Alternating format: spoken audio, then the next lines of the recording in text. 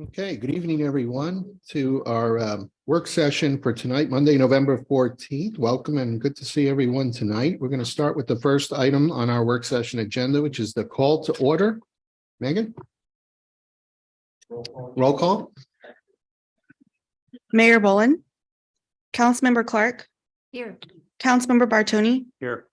Councilmember Nyan, Councilmember Farmer, Here. Councilmember McCutcheon, Here. Councilmember Rambo, Councilmember Flasher, Here. Councilmember Garitano, Here. Councilmember Bros, Here. Councilmember Edens. Here. Councilmember Ottenberg, Here. Councilmember Dodwell, Here. Councilmember Bertolino, Here. Councilmember Jaxi, Here. Councilmember Hopper, Councilmember Galani. Here.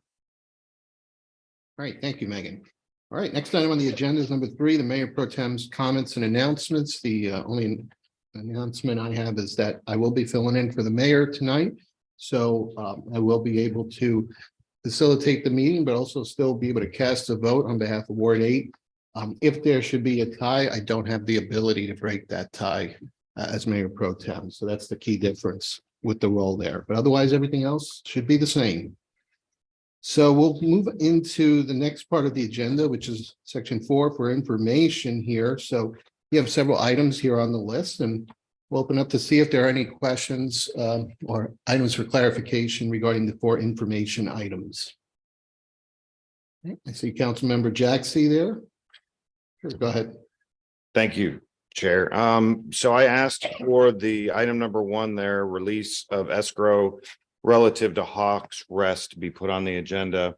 If you all recall, 3 or 4 council meetings ago, we had a constituent from Ward 8 come up and give public comment about this issue. Basically, he had given the city $5,000 in escrow at the time of permitting to build his house, presumably because the road leading to it needed to be improved. And he has requested that we consider refunding him his money because nothing's occurred in that time period. So I asked Mr. Vunich, Joe, to draft some thoughts on it. I have an idea. One of the concerns that was expressed to me about potentially giving the money back is that it would set a bad precedence for the city. And my thought on that was, and I wanted to pitch it to all of you to consider, is while I understand the practice of requesting the escrow to be used for road improvement, perhaps we set a time limit on it that says if the city hasn't done anything with these funds in good faith, maybe we consider giving them back after a set time period. So I would just give Joe an opportunity, if that's all right, Chair, to explain the process and then maybe invite any conversation from there. Sure. Can we ask Director Vunich to go ahead and comment? Thank you, Mr. Mayor Pro Tem. Mr. Mayor Pro Tem and members of the City Council, I first want to say that this particular problem is no making of the city of Wildwood. This particular plat was approved in the 11th hour before the incorporation, and St. Louis County failed to collect the needed escrow to ensure that the road would be constructed. Knowing how roads add value to property and facilitate emergency access for a range of services, the department would not release building permits for new homes in this particular plat due to the road condition. That is a problem. Certainly when someone purchases a lot and wants to build a home, they expect to be able to do that. And so the compromise was to collect an escrow from the remaining lots that were undeveloped and then use that money as best we can to facilitate road improvements on the remaining section of this particular private street. The department will be the first to admit that it did not anticipate only collecting one escrow over the course of the last now 7+ years, but there are still vacant lots that have development potential. And in discussions with the city administrator, the city attorney, and the Department of Planning, we really just don't have a better solution other than if we do wash our hands of it, so to speak, then it falls on the individual property owners, and it just doesn't seem like that's a good solution either. if there is a desire on council's part to establish a time frame from this point moving forward, certainly that can be accomplished. The city council has the authority. They created this policy. They can certainly amend it. And with that, the department will conclude. And if there are any questions of Mr. Brown or I, Mr. Brown's been out to the site as well over the course of these years, and we do our best to answer them. Thank you.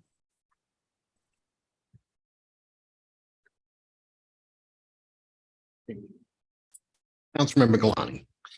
So, Director Vunich, so I'm just making sure that I understood correctly. In the case of Mr. Alsop here with this Hawks Trail, we're saying that there's no remedy that we have to make from a legal standpoint, or that would make sense for the city. There's no way to remedy him, but we could make changes to the policy for future situations. I just want to make sure I heard it correctly or I understand it correctly.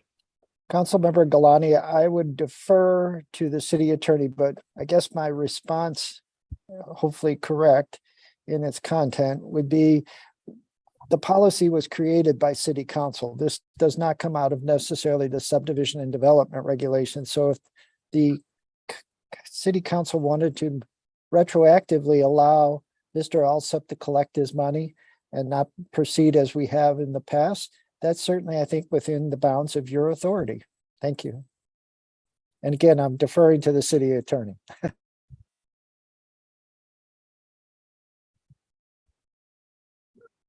The short answer, Mr. Vunich is correct, but just reminding that if that is the decision, then collection of funds from anyone else who wishes to build within that same area, it would be inadvisable to continue doing it at all.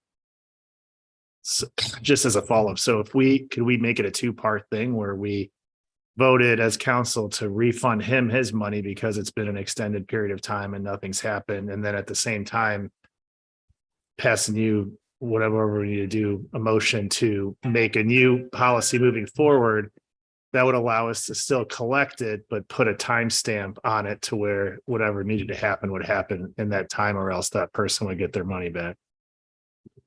I'm not sure can you do it? Potentially. I'd have to review and analyze, but I don't understand the purpose of doing it, because the intent was never to return the funds. It was to use it to make improvements to the road. That's what the escrow was for, was so that everyone, once they all developed, we could collect it and actually make the improvements with funds collected. I'm just, and I'm trying to make sure I wrap my head around exactly this situation more, because I remember when he came and spoke to us, and in this case, though, it seems that we've got his money, we've had it for an extended period of time, nothing's happened and nothing is going to happen in the foreseeable future. So with that being the case, I'm just trying to figure out, why we would need to keep his money. I understand the reasoning originally, but in this case, it doesn't seem like there's a viable path to use his money or the several other potential lots that may be there to do whatever was originally intended to be done. So do we just sit on that indefinitely and just never use it and never return it, or? Well, I think the intent is at some point to use it to complete it. When that date's going to be, I couldn't tell you, but it's no different than I kind of equate it to traffic generation assessment, where when you build something, you have to pay for it for road improvements, not knowing exactly when it's going to be done, but you pay that into that trust fund. All right, I've got a couple more hands up. So on my list here, I have council members McCutcheon, Farmer, Rambo, Brost, and Edens. So I'm going to give everyone a chance here to be able to ask questions about it. Councilmember McCutcheon, you're next. So currently this is a private road. It's going to remain a private road. Is that correct, Joe? Yes, ma'am. It is private and will remain private. And then, so the city does not maintain or contribute to the development of roads if they're private. Is that correct? Yes, ma'am. And then why, if he's holding escrow to develop the road, then why hasn't he partially developed the road, or is that not allowable? Well, certainly the collective owners of lots in Plat 6 could have gotten together and said, let's just fix the road amongst ourselves and avoid this imposition, so to speak, by the city. But as I say, several lots have been developed, at least one prior to the adoption of this policy. And then some of the lots in the plat aren't served by this street. It's kind of complicated, and certainly if St. Louis County had looked forward and done the right thing at the appropriate time, we wouldn't be talking about it now, some 27 years later. So the amount of the current escrow funds, would that be sufficient for him to go ahead and develop the road? No, ma'am.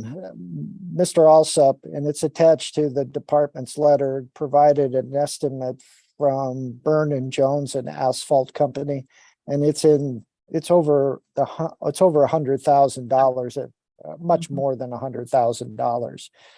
The idea of the escrow was to fix the worst portions of the road. And there are some areas that are in slump. There's potholes that are substantial in size. And probably the worst situation is the edges of the asphalt that's there, which is very thin, are breaking up each and every year and getting worse and worse. Thank you. You're welcome, ma'am. Next, I have Councilmember Farmer. Councilmember Farmer, you have your hand up online. You want to speak now or? Yeah, want can us you to guys come hear back? me? No, we Yes. can't. Cool. So that actually answered part of my question. So I guess if this is a private road, wouldn't it just be up to that?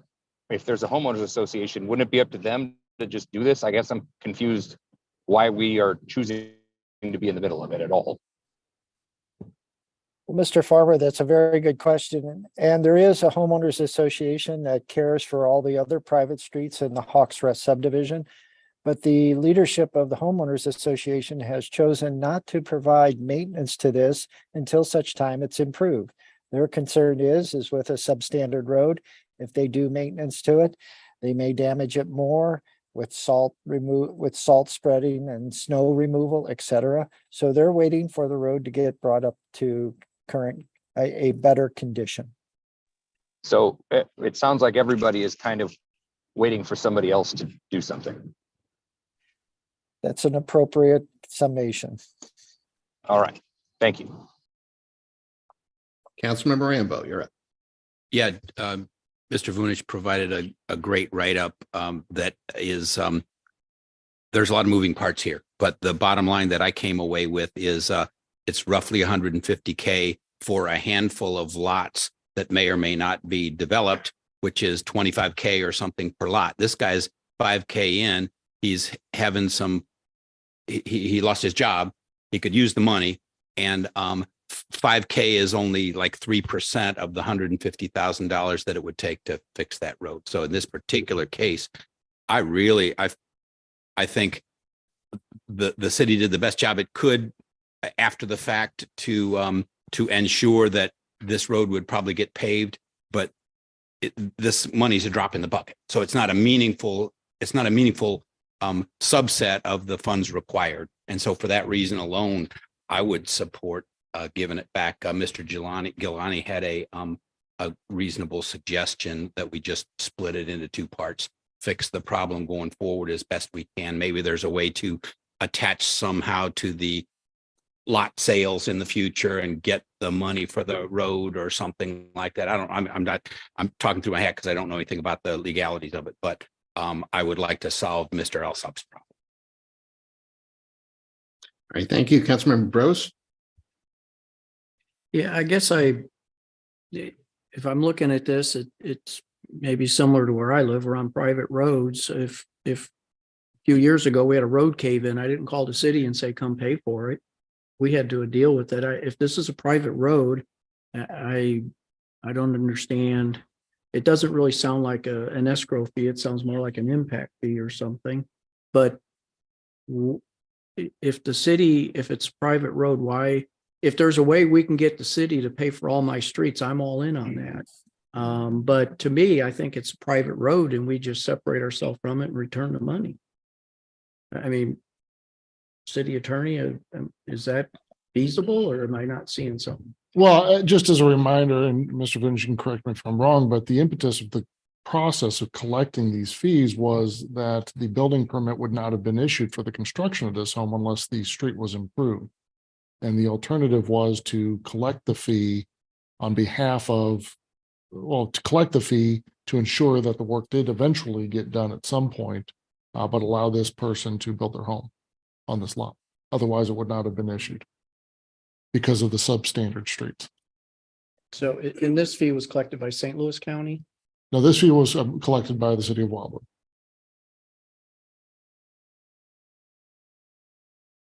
And Mr. So Bros, do we routinely get escrow fees? Like I didn't have to do one and.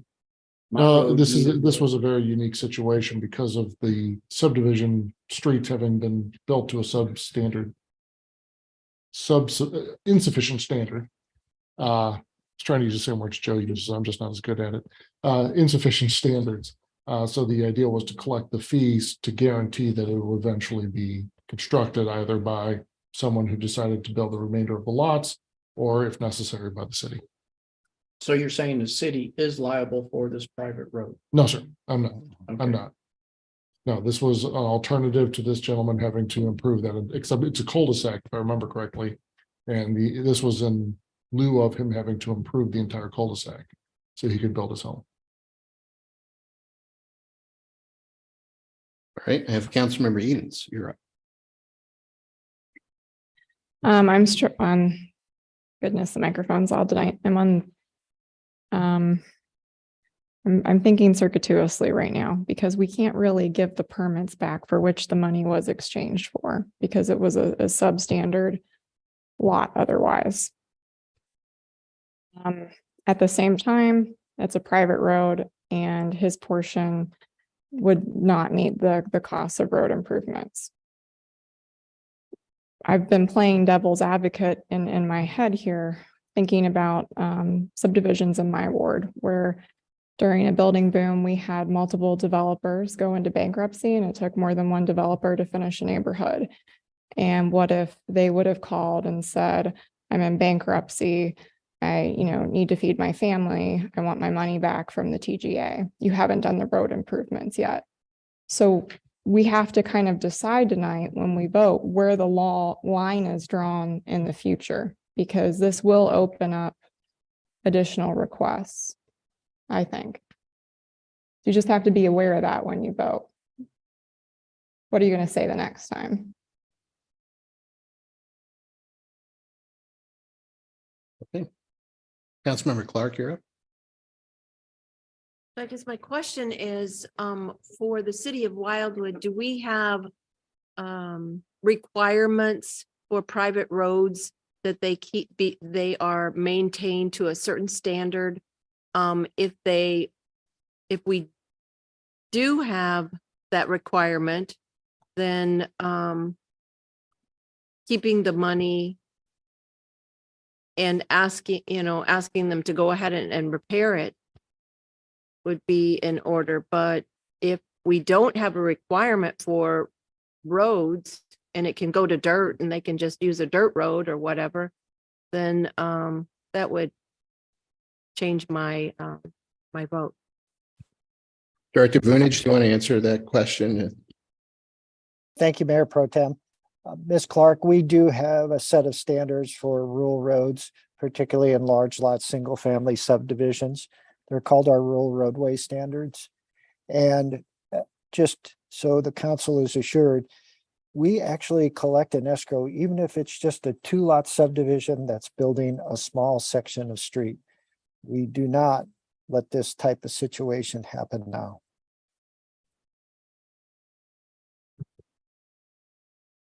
Joe, I've got a question tied to what Councilmember Clark just mentioned here. If we were to go down this path, given the unique circumstances of this situation, and basically the city would return the escrow, but then this would be strictly a private road, then it sounds like this road would potentially be already in violation of some of those standards that are out there. But that's not the first time we've run into this situation. I believe there are other private roads that are substandard. And how is that handled, Joe?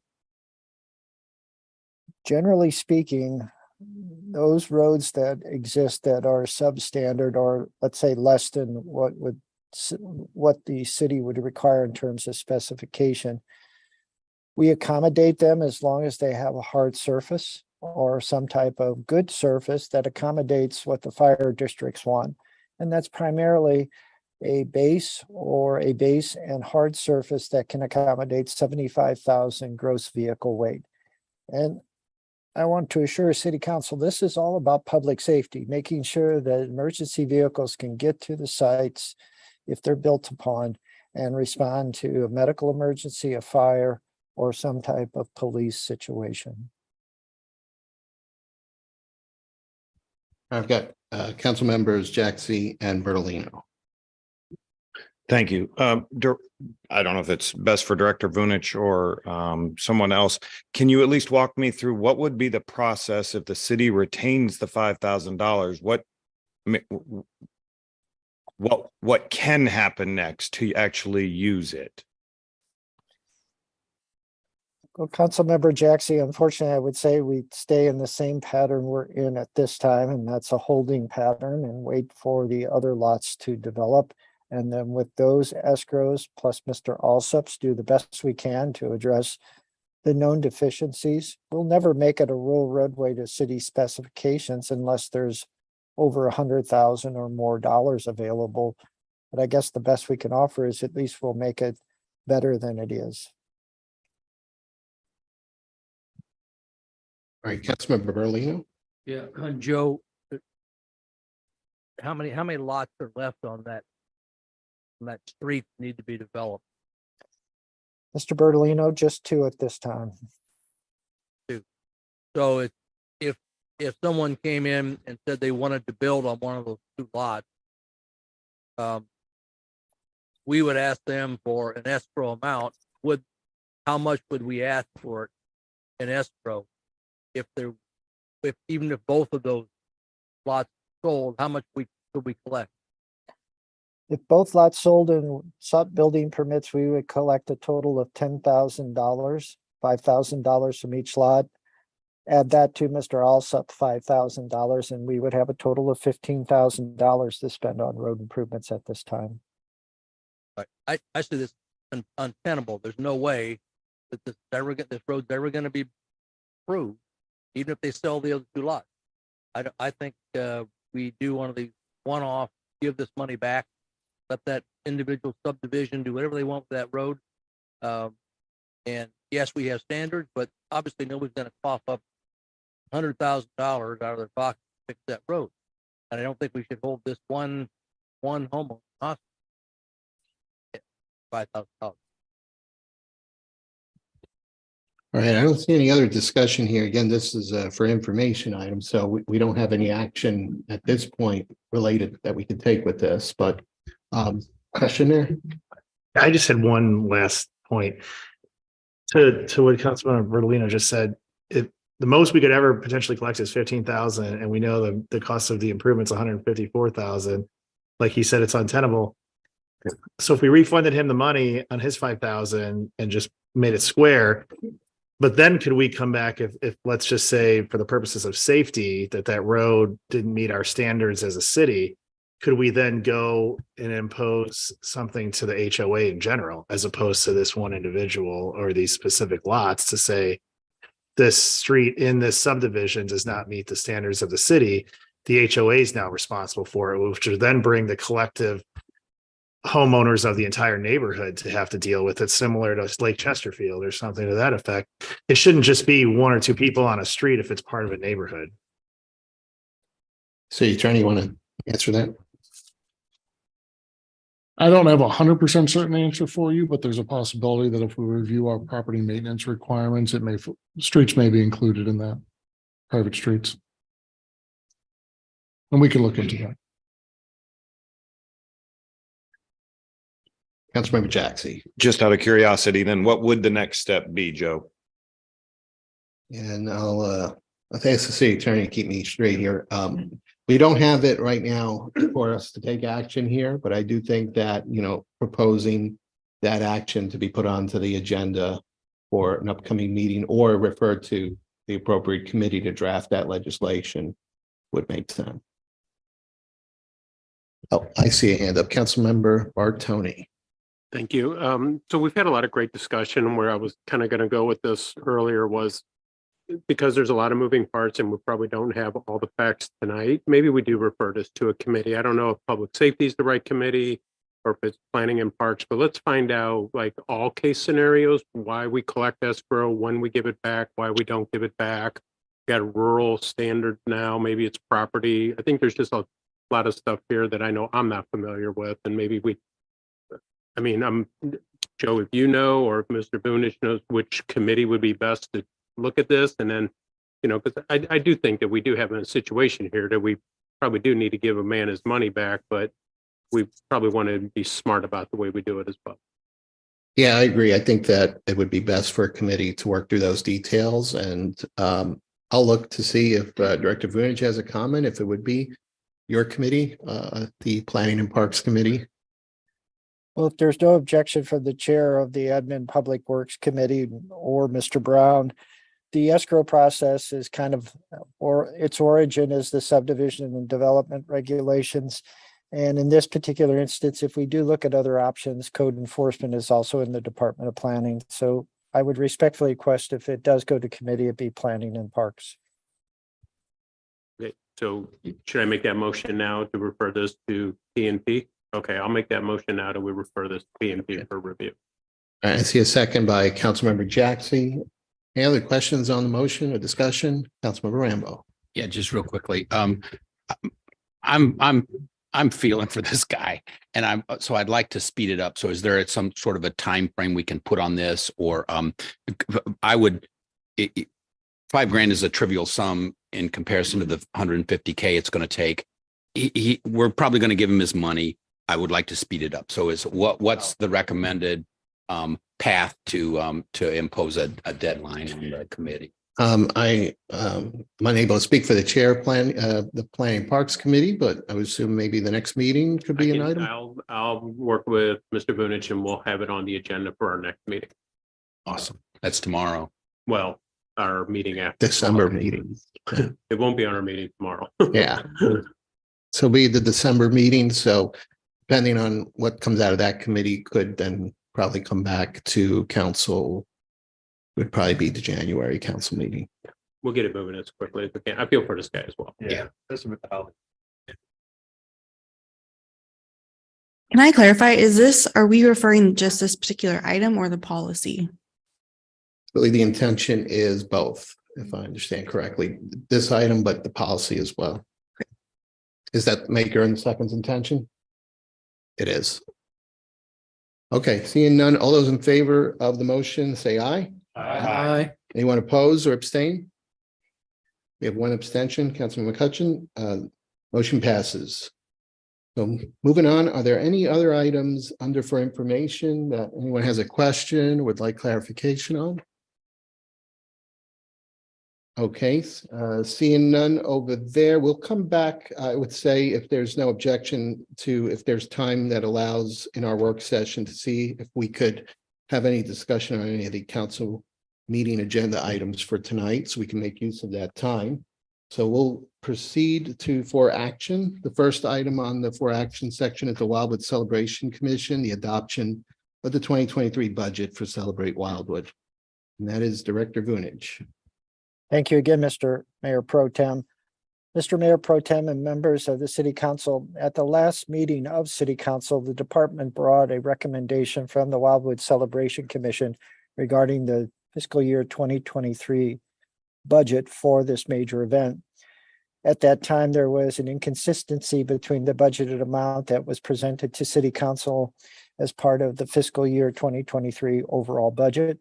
That inconsistency has been corrected, and now the recommendation from the commission is consistent with the budgeted amount that you will all be acting upon over the next couple of months. And therefore, tonight, the department is respectfully requesting a motion and second to accept the recommendation report from the Wildwood Celebration Commission that sets aside $90,000 for this single day event. Thank you. All right, thank you, Director Vunich. I see Councilmember Flasher with your hand up. Is that a motion for the Okay, accept the recommendation. Okay. Is there a second? Councilmember Ottenberg, second for that as well. Any other questions, discussion on the motion? Seeing none, all those in favor, say aye. Aye. Anyone oppose or abstain? Right, that motion passes. We move on to the next item under for action is B, the Department of Administration approval of the 2023 City Council calendar. So we'll look for a motion. As you know, the city administrator is not here, but the recommendation for the approval of the calendar that is in the attachment. Okay, motion made by Councilmember Ottenberg. And is there a second? Made by Councilmember Dodwell. So any questions on that or? All right, Councilmember Bartoni and then Councilmember Rambo. So I don't know if this is the time to make the motion or when it gets to council on our regular agenda. But I've heard a lot of comments from people that are sitting up here and from residents that one meeting is insufficient. And I would like to make the motion that we go back to 2 meetings a month. I don't know if this is the right time to do that or when it's on our work agenda, but I mean, I understand when we're doing it when it's Thanksgiving week or Christmas week, but for 12 straight months, I think it's been a challenge for everybody. Well, the city administrator is not here. I'd like to get his input on it as well as the mayor. So city attorney, would this be something that we're going to bring back to city council or? Yeah, my suggestion would be to postpone that concept discussion for the next meeting, if that's acceptable. Yeah, I just want to run it by. Yep. Okay, so right now we'll just proceed with that motion. Councilmember McCutcheon, you get your hand up. I believe we did. We had a first and a second. Yes. Yeah.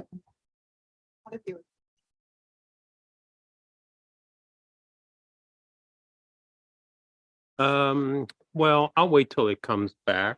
I mean, I was just making a comment on the motion at this point, but I don't necessarily need to amend the motion. I don't necessarily, I mean, you're welcome to amend the motion at this point, or can we amend the motion at this point?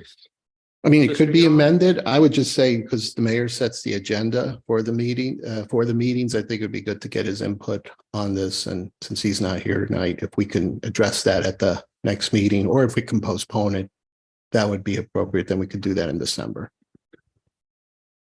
Councilman Bertolino. Yeah, on that subject, this actually to city attorney. I noticed that with that one meeting a month in April following the election, the meeting is scheduled for 10th. That means we won't have a certified election by the meeting in April, which means that the new council can't take the seat until May. Is that in violation of our charter?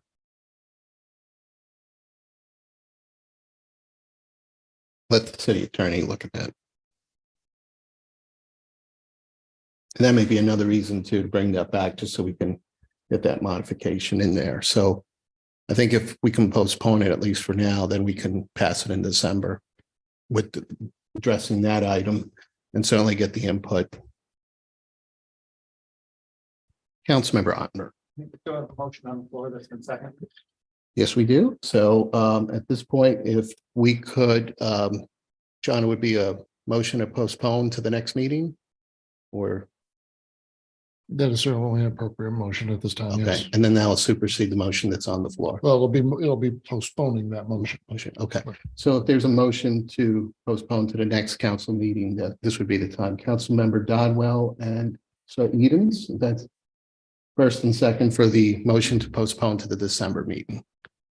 So any other question or discussion at this point? And then we can have the city attorney look into Councilmember Berlino's point and then also get the input from the city administrator and the mayor as far as the calendar there. So all those in favor, say aye. Aye. Anyone opposed? Anyone oppose or abstain? All right, the motion to postpone passes. Mr. Chair, I do have an answer to the question, and the answer is it would not violate the charter. The charter provides that once we receive certified election results from the election authority, that we approve them at the next regular meeting. All right, so we'll move into the miscellaneous section. We have receive and file items over here. Director Vunich, are you going to speak to these? Yes, sir, with your permission, Mr. Mayor Pro Tem.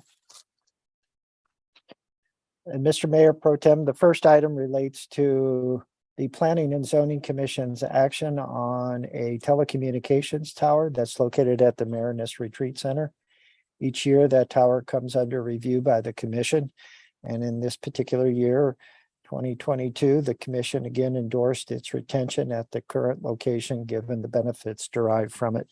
As with any action on a conditional use permit, if the city council should choose to exercise its power of review, they would have to do so tonight, given that we do not meet in 15 days from today's date. Thank you.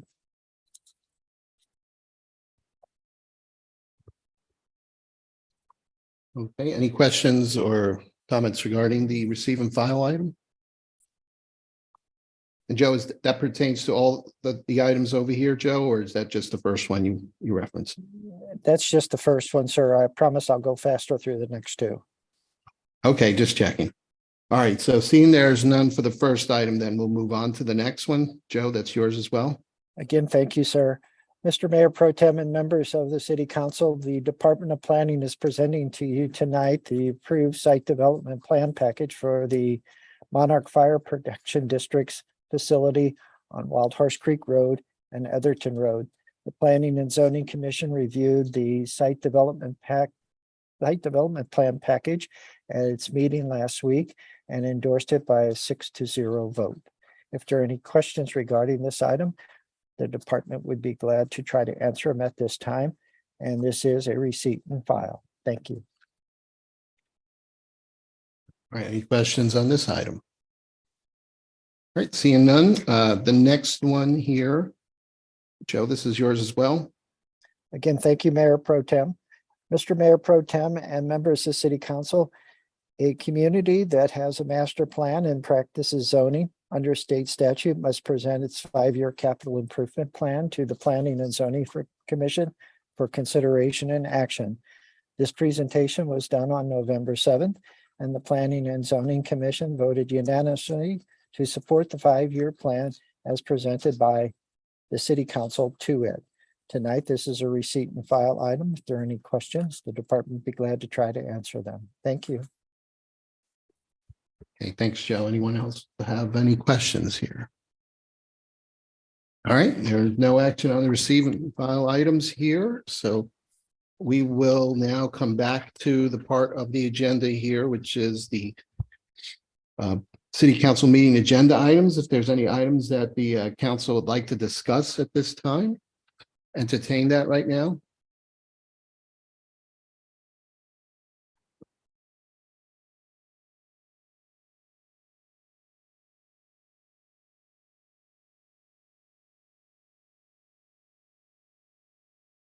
All right, I guess Councilmember Edens. Yeah, I was gonna, talk about this during the main meeting. We had a productive and interesting admin and public works meeting where we very passionately as a committee supported moving forward with our Deer Action Plan and were surprised that it wasn't budgeted for the next fiscal year. And so I know I've certainly wondered about where that money would come from. I would love to hear some other folks' ideas. I know myself and Councilmember Clark and another council member. I mean, it's nothing personal. I'm looking for flexible parts of the budgets, things that are have to versus things that are nice.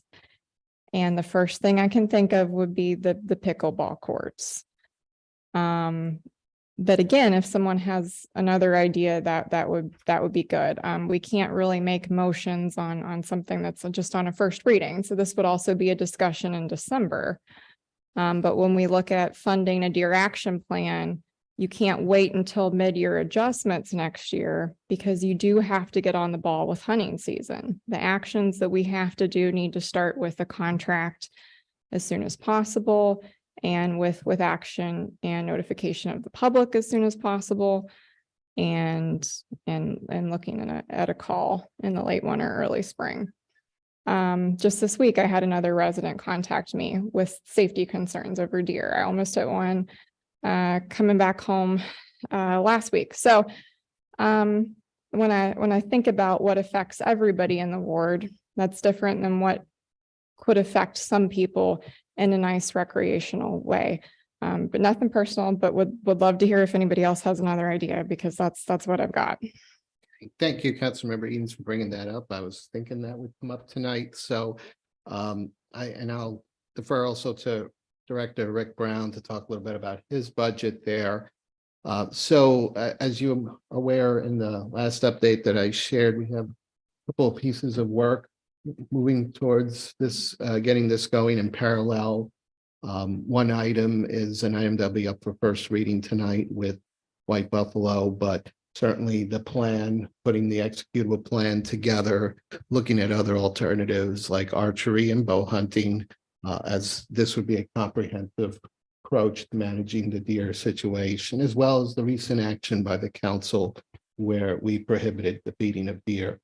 So we've got a bit of work there going on. And so the question had come up previously about how to fund this work, and certainly it's up to us to try to figure out where to find that funding.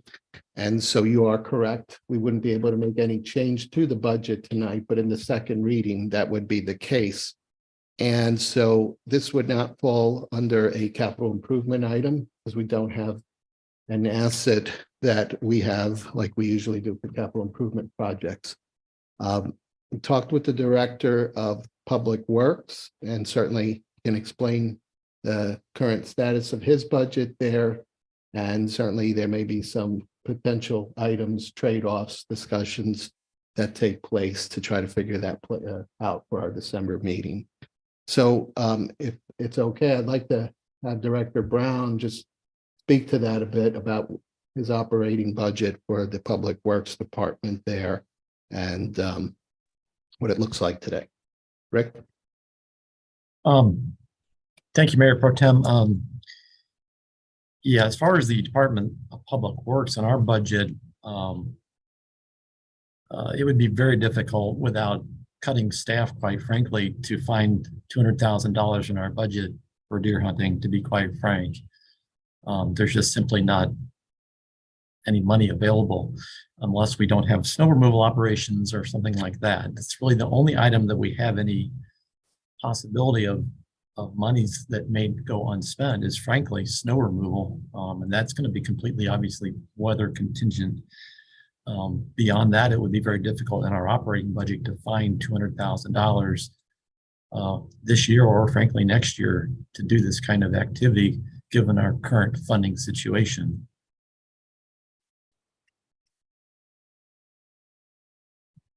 Okay, so as you heard from the Director, Director Brown, is that it, or were you still speaking there?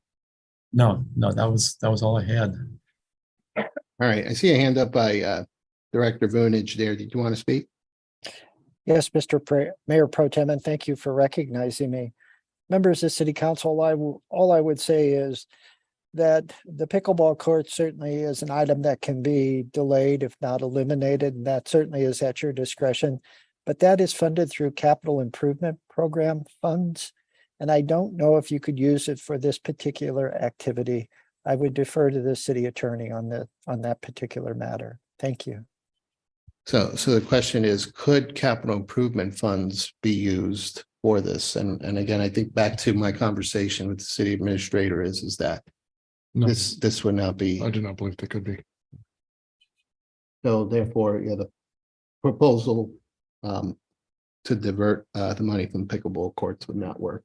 I want to make sure I don't lose track of hands. I've got Councilmember Ottenberg, Galani, and Nyan. So Councilmember Ottenberg. So timing on the deer management issue, I believe in your update, Mayor Pro Tem, that you mentioned that the prime window of opportunity for White Buffalo, if that is in fact who we conclude this contract with, their window of opportunity to start calling the deer population within the city is November through about February. So as it stands right now, by the time we would execute this contract and before they could even get started, we would probably miss most of that window of opportunity. Sounds like. So, yeah, we would be looking at executing this if we get secure the funding, and then, of course, contingent on White Buffalo having those resources available, if they're not already allocated to other projects, then it would be for January through about February or March, and that would just be the White Buffalo component. We are looking at the archery bow hunting, because even White Buffalo themselves have said that, you know, if we have a comprehensive approach, it makes sense because we have a large city to try to tackle this issue with multiple ways. And also because of the different geography of the city, right? The more open areas might be better for bow hunting, or a little bit more of the more closer compacted areas might be better for their approach that White Buffalo does. So that the bow hunting and archery, and I'm not one to be able to speak to it, but I understand that season will already be done by the time we get into the new year. So therefore, that would most likely be a fall of 2023 item happening there. And so that's part of the plan, or at least the thought process is we want to look at incorporating that as well.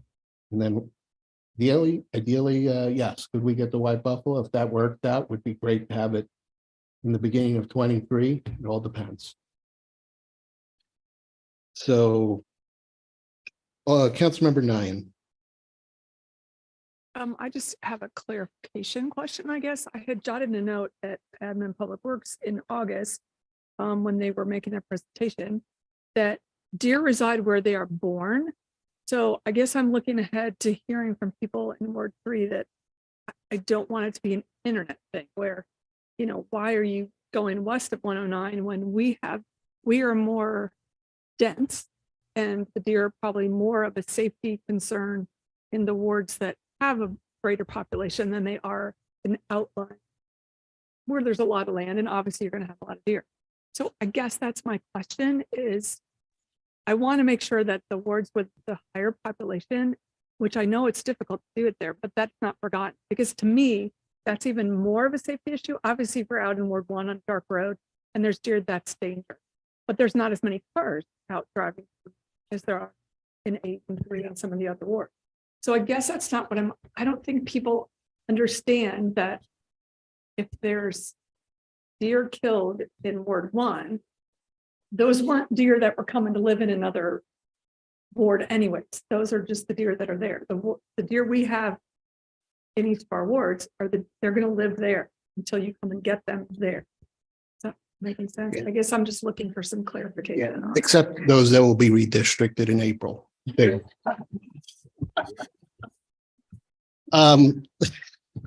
But yes, you are right. They did tell us that they primarily stay within an area there. And so that's part of the proposal we saw, that they would they identified an area, the northeast part of the city, as an ideal area for where to start their work. Does that help? Or, well, let's see if we get through more comments and questions, make sure we get everyone some answers here. Councilmember Galani. Yeah, I was just to follow up, you mentioned it previously regarding the bow hunting option. You know, I was reading back through the proposals, and I mean, the suburban bow hunters seems to me, I mean, of course, I'm no expert, but you know, they have an 85% success at taking does versus 40% at White Buffalo. They take care of the cleanup process. And they don't charge all these fees, the $200,000 we're talking about. They charge minimal recovery fees for their expenses. So if our main focus seems to be regarding budgetary concerns or the ability to allocate funds for something, I would think that this, and then of course, to Councilmember Nyhan's question regarding taking care of this in more dense populated areas, the bow hunting seems to be a lot more safe and effective from a shorter distance to avoid potential ricochet and other issues. So I guess my thing is, why aren't we looking at this as our main focal point of addressing the issue, at least in the more densely populated areas of the city versus the White Buffalo piece that is a lot more expensive if our main concern is budget? Okay, and actually, it's very timely because I think the person who would have a better answer on that would be Councilmember Rambo, who helped do that research there. Do you want to, and you're up next as well. Sure, there's lots to say. Tracy, to your point, the suggested plan, the recommended plan, starts with the areas of highest density, which is roughly 95 deer per square mile, and it's north of 100 and east of 109. So it's right there in the subdivisions. And then the decision would be made year 2 to probably move upward, maybe downward to the other, like Ward 8 kind of area, and then spread out from there. There's a total of 6 wards, and we would cycle through those after, over 6 years. And so the first year would be, first year is the toughest because we're talking about removing 300 nuisance deer from that 6 square mile area. And then the following year, in the meantime, we would try to stand up a cadre of local archery hunters that would volunteer to, there'd be some competency testing involved and some other things and so on and so forth. But hopefully then the next deer season, which generally starts about September 15th of a given year and goes to January 15th, they would help maintain the population at that lower level of 40 deer per square mile. And we would hope to get to 20, because some of the other locales around here that have done, maintenance, they started out at 40 and now they're, down in 2025 or whatever. So we have a real problem. What I would say about your point, Mr. Galani, is we did look at that. We looked at that in exhaustive detail and spoke to all sorts of folks, some of whom were saying had some really grandiose presentations concerning what they could actually do. The data just didn't take us in that direction whatsoever. The only thing that will kill 300 deer in a 6 square mile area is sharpshooters, and they have special weapons, they have special ballistics, they have special techniques, and they shoot from very short distances. It's an instant death for the deer, which is important to some of us. They too bag the heads. All they have to do is bag the head, because that's where they shoot them every time.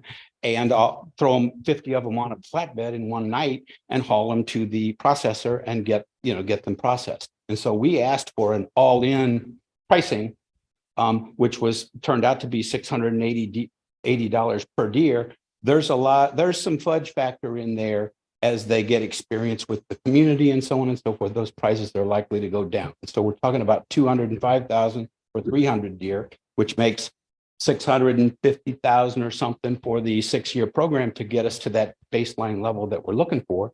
Meanwhile, local archers would be helping us with the maintenance. But in all of St. Louis County, archers in the 535 square mile St. Louis County killed 2,100 deer via archery last year. Larry did a bunch of them, and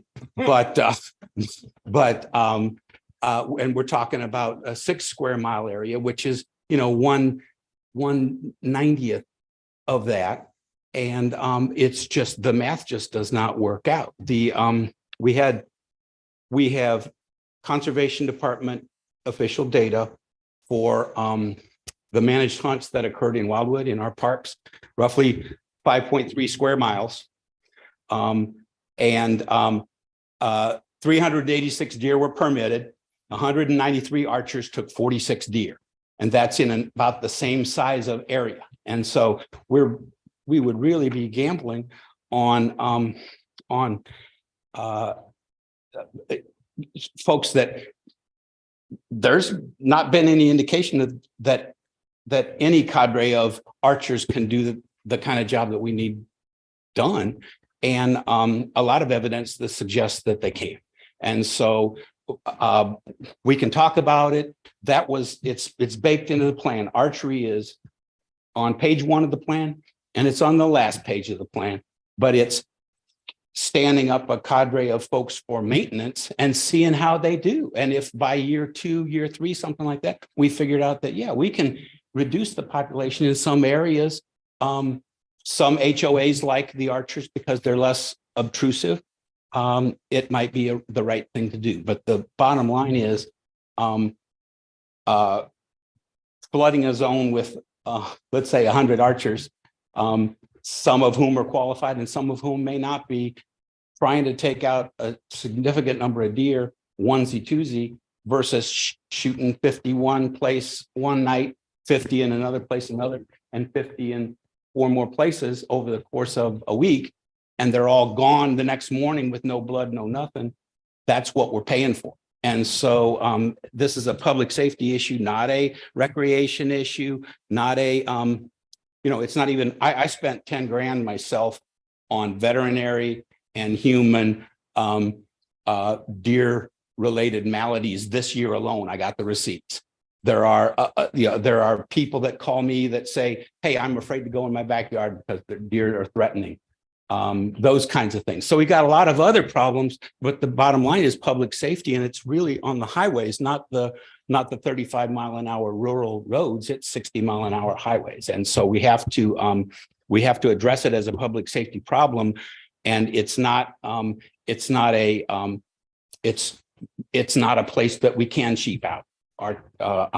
Having a group of local hunters do it for it turned out to be like $200-300 per deer, not free, but having a group of folks do that, we can maybe figure it out after the first go round, but this first year, knocking some down, seeing how this residents respond and so forth, that's kind of that's the play, in my opinion. And I get any other questions that you guys have about specifics, I'll be glad to answer them too. Well, just being observant of time here, I do want to allow for a break here because we are coming up on time for our city council session to begin. So, okay, so we have Councilmember Dodwell with a real quick question. Could we somehow, I looked through the documentation that we've been given thus far, and I'm not 100% sure exactly where the hunts will be taking place with white buffalo. And I just want to make sure, I know you said Strecker 100 north of that kind of stuff. Can you share with us after today's meeting exactly where they're going to be placing themselves to hunt? Well, we just took the 6 count areas from the Wildwood Police Department. They named them Northeast 1, Northeast 2, Southeast 1, Southeast 2, West 1, and West 2. And the one of greatest problem that had 109 and 100 proximity so that it's highway speeds, that was the one that was chosen because we can really make a dent there and see if Tracy's residents are happier, and in the meantime be looking at some of the other areas. But the trick to all of this is finding the locations, whether it's archery hunters, whether it's sharpshooters, whatever. It's finding places that they can shoot. But what White Buffalo will do is they'll find a handful of locations, establish a bait station, and then the deer will start coming to it. And that's their methodology. I can tell you right now, they could set up a bait station in Cox Creek between Timber Ridge Estates and Winding Trails, and they will be able to annihilate at least 50 to 60 deer within a 24-hour period. Sure. All right, quick question, Councilmember Andre. Just 2 quick comments. If we go down the road of the sharpshooter option, what can we do to make sure we reach out to the veterans community? Because there are members of the veterans community who do suffer from PTSD, and I think we need to keep in mind the concerns that they would have hearing the sharpshooters in the area. That's the one. And then the second one is, what type of what I'll call safety radius can we set up around schools and churches to make sure that the sharpshooters are not working too close to those facilities? So for example, if you take a look at Wildwood Elementary and you take, I'm sorry, Babler Elementary and Rockwood Valley Middle School. Both of those schools are close to wooded areas. And very often in the morning, you will see kids on their way to school doing what kids often do, which is taking shortcuts through the woods and so on. So I'm just wondering what type of safety precautions we can take to assure that the sharpshooters are not working too close to schools and or churches. Joe, should I answer that real quick? Well, I was just gonna maybe answer that, and hopefully if I don't cover it, you can fill in the Okay. blanks. But I would say, first of all, and something important to keep in mind, and this has come up in discussion in the committee, that we have to seek easements or permission from property owners. So, we just can't expect that they're just gonna be all over, there's private property. And so there'll be people that will have questions, they'll be interested, and we've received comments from people that want us to do something about the problem. So, and there'll probably be some people that don't want anything on their property. So that's gonna all have to be factored in. And, I think we're still a bit of a ways to get to that point before we do that, before we engage them. But that's a key dependency for this approach, regardless of whatever method is used, right? People will have to provide permission if they want to be a part of that program to help address the deer issue. So, Councilmember Rambo. Mr. Mayor Pro Tem, can I make a comment real quick? Yep. Because this is on our Yep. council agenda. Can we pick up a conversation during regular, just as the respect of the people that are here for the council meeting, and I'll make a motion to adjourn the work session? All right, I think that would be appropriate at this time. So is there a second? All right, Councilmember Flasher, all those in favor of adjourning the session, say aye. Aye. Anyone oppose or abstain? All right, the motion passes. So at this time, what I'll do is ask if we can just do a quick recess break before we start the council meeting, so that I know we've been up here for a bit with the first part of the work session, give you a chance to use the restroom and facilities. So how about we resume in about 5 minutes? So it's 6:32. So at 6:37, we will resume. We'll start the city council meeting.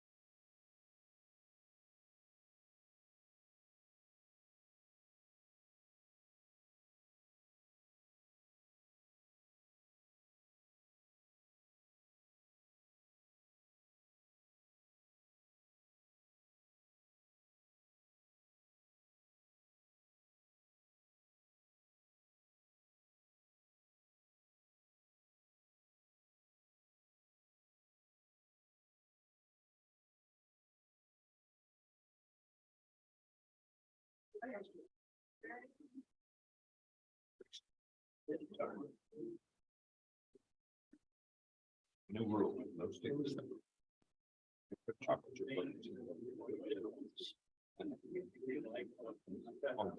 Okay. Welcome, everyone, and thank you for joining us tonight for the city council meeting for Monday, November 14th. We're going to get started here. So we'll start with the item on the agenda, which is the roll call. So again, thanks again, everyone, for joining us here. City Clerk, could you please go ahead and do the roll call? Mayor Boland, Councilmember Clark, Here. Councilmember Bartoni, Here. Councilmember Nian, Here. Councilmember Farmer, Here. Councilmember McCutcheon, Here. Councilmember Rambo, Here. Councilmember Flasher, Here. Councilmember Garitano, Here. Councilmember Bros, Here. Councilmember Edens. Here. Councilmember Ottenberg, Here. Councilmember Dodwell, Here. Councilmember Bertolino, Here. Councilmember Jaxi, Here. Councilmember Hopper, Councilmember Galani. Here. Okay, everyone, thank you. We'll move on to the next part, which is the Pledge of Allegiance. If you can kindly join me and stand. I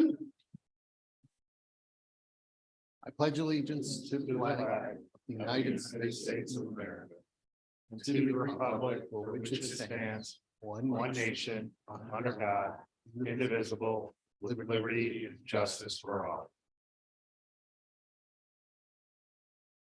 Thank you. All right, next item on the agenda is approval of the minutes, and that will be part of our consent agenda for later this evening. So we will now move on to the next part of our meeting, which is public participation. You can just allow me to read a few comments about public participation. So public comment is a valuable component of our meeting. Anyone who wishes to speak must complete a speaker card and provide it to the city clerk, who is seated to your left of the podium. When your name is called, please approach the podium and state your name and ward. To ensure that all who wish to speak have the opportunity to do so, there is a 5-minute time limitation. I will let you know when the time limit is reached. If you have any questions for us, please mention that during your remarks and identify the official you would like to respond. That official will make note of it, and at the conclusion of public participation, any official who chooses to respond will have 3 minutes to do so, as all questions are directed to that official. The official may choose to respond to your questions after tonight's meeting. We may also post any responses on the city council page of our website. Please be respectful to others in making your remarks. Interrupting others and using profane and abusive language are prohibited. I want to thank everyone in advance for following these. And for those that are joining us, if you do use the raise hand feature, we'll be able to call on you through Zoom. So we will start now with our public participation. The first speaker, again, please come forward if you're in the room here. Lou Salamone, related to topic Bill 2750. Again, reminder to please state your name, Thank you. ward or address. My name is Lou Salamone. I operate Suburban Bow Hunters. I live at 319 Quinmore in Baldwin. I'm here today as a follow-up. I sent an email out quite a while ago about deer management, and I'm following up tonight. The first thing is table your whitetail deer management plan. 2 is fix the broken deer hunting ordinance, and 3 is review our proposal for deer management. Next page, table your deer management plan. Results of your plan are based solely on selective material published by MDC. Published material is from MDC's managed archery hunts in state parks and conservation areas only. Reference material only relies on the data from the poor results of the hunts in big wood areas from a lottery draw system in which anyone can apply, which encompasses a broad range of experience or none whatsoever. MDC's managed archery hunts provide the worst case scenario for data presentation. Data from other municipal bow hunting ordinances since 2004 is easily obtainable by MDC, but has never been published or referenced when consulting municipal leaders all over West St. Louis County. Deer data results from municipal archery hunts provides the best case scenario for data presentation. Data is available from 7 municipalities going back 18 years. We will provide data from years 1 through 3 from 3 municipalities, Clarkson Valley, Sunset Hills, Manchester. No, the performance from that is on a voluntary basis. There is no paid for that. The taxpayers deserve all the information available to make an educated decision. I call this deceptive business practices by MDC, not giving you all this information. And I will provide this information. It's not in your packet, but I have some of the information here. And I have to refer back to this, to what I sent out a while ago in an email. This is redacted. All this is based on what MDC gave you. And then if you would look at the results, all this is not true, okay? That's number one. Table your deer management plan, and somebody would need to make a motion to do that. Number 2 is to fix the broken deer hunting ordinance. It used to be a 1 acre archery hunting. St. Louis County unincorporated was 1 acre. When you annexed all of unincorporated St. Louis County, you changed the ordinance to 3 acres to mirror your gun hunting ordinance. So the ordinance is broken. When you look at all the other municipalities near you, they're all 1 acre, or even Chesterfield is 1/2 acre. They're dealing directly with the problem. They're letting homeowners make the decision in certain areas what they want to do about the deer management. You do have an exception on your ordinance, and it states the exception is shall not apply to life or protecting property. We should be able to use that exception now to help you with your deer problem in the West Glen area. Your residents are inundated with deer issues, and it has been suggested they wait until the winter of 2024 or later for the sharpshooter and allowed an unstructured archery hunting presence may inhibit future success of the city's program in your area. That was stated. Please, someone make a motion to form a committee to review the other archery hunting ordinances. I can provide that information for you. We could find spots to hunt and to start to reduce the deer. If we would reduce West Glen area by 30 deer this year, that's 90 deer next year after recruitment. Last thing is review our proposal for ethical deer management. And I submitted that previously through email. It'd be full-scale management next year. We could partially begin this year in West Glen, where it's the worst area. When we used to hunt that area until you changed it to 3 acres, and then you started sending out letters to our residents saying you cannot hunt your property unless you have 3 acres. And everywhere else, it's 1 acre or even 1/2 acre. You took the rights of the citizens away from them, and now they're inundated with issues, and you want to spend $200,000 of taxpayer money, and you have a better plan through Suburban Bow Hunters. Our program proposes 300 deer to 300 to 400 harvests next year. That's just natural deer hunting at $250 an adult female. If you compare that to white buffalo, 680 deer per deer, and they only kill 39% adult harvest, that's over 10 years. I'm providing you true data, the data that that MDC did not provide you. And this is true data from Town and Country. Plus, when we put the other data in there from all these other municipalities, you'll understand that Suburban Bow Hunters is a better option. Coming up, we're at 5 minutes now. Okay. Does anybody have any questions? That's part of it, right? No, this is not a time for dialogue okay. right now. All So right. public comment is just for you to be able to speak. Do I leave the data for anybody that in particular? Or?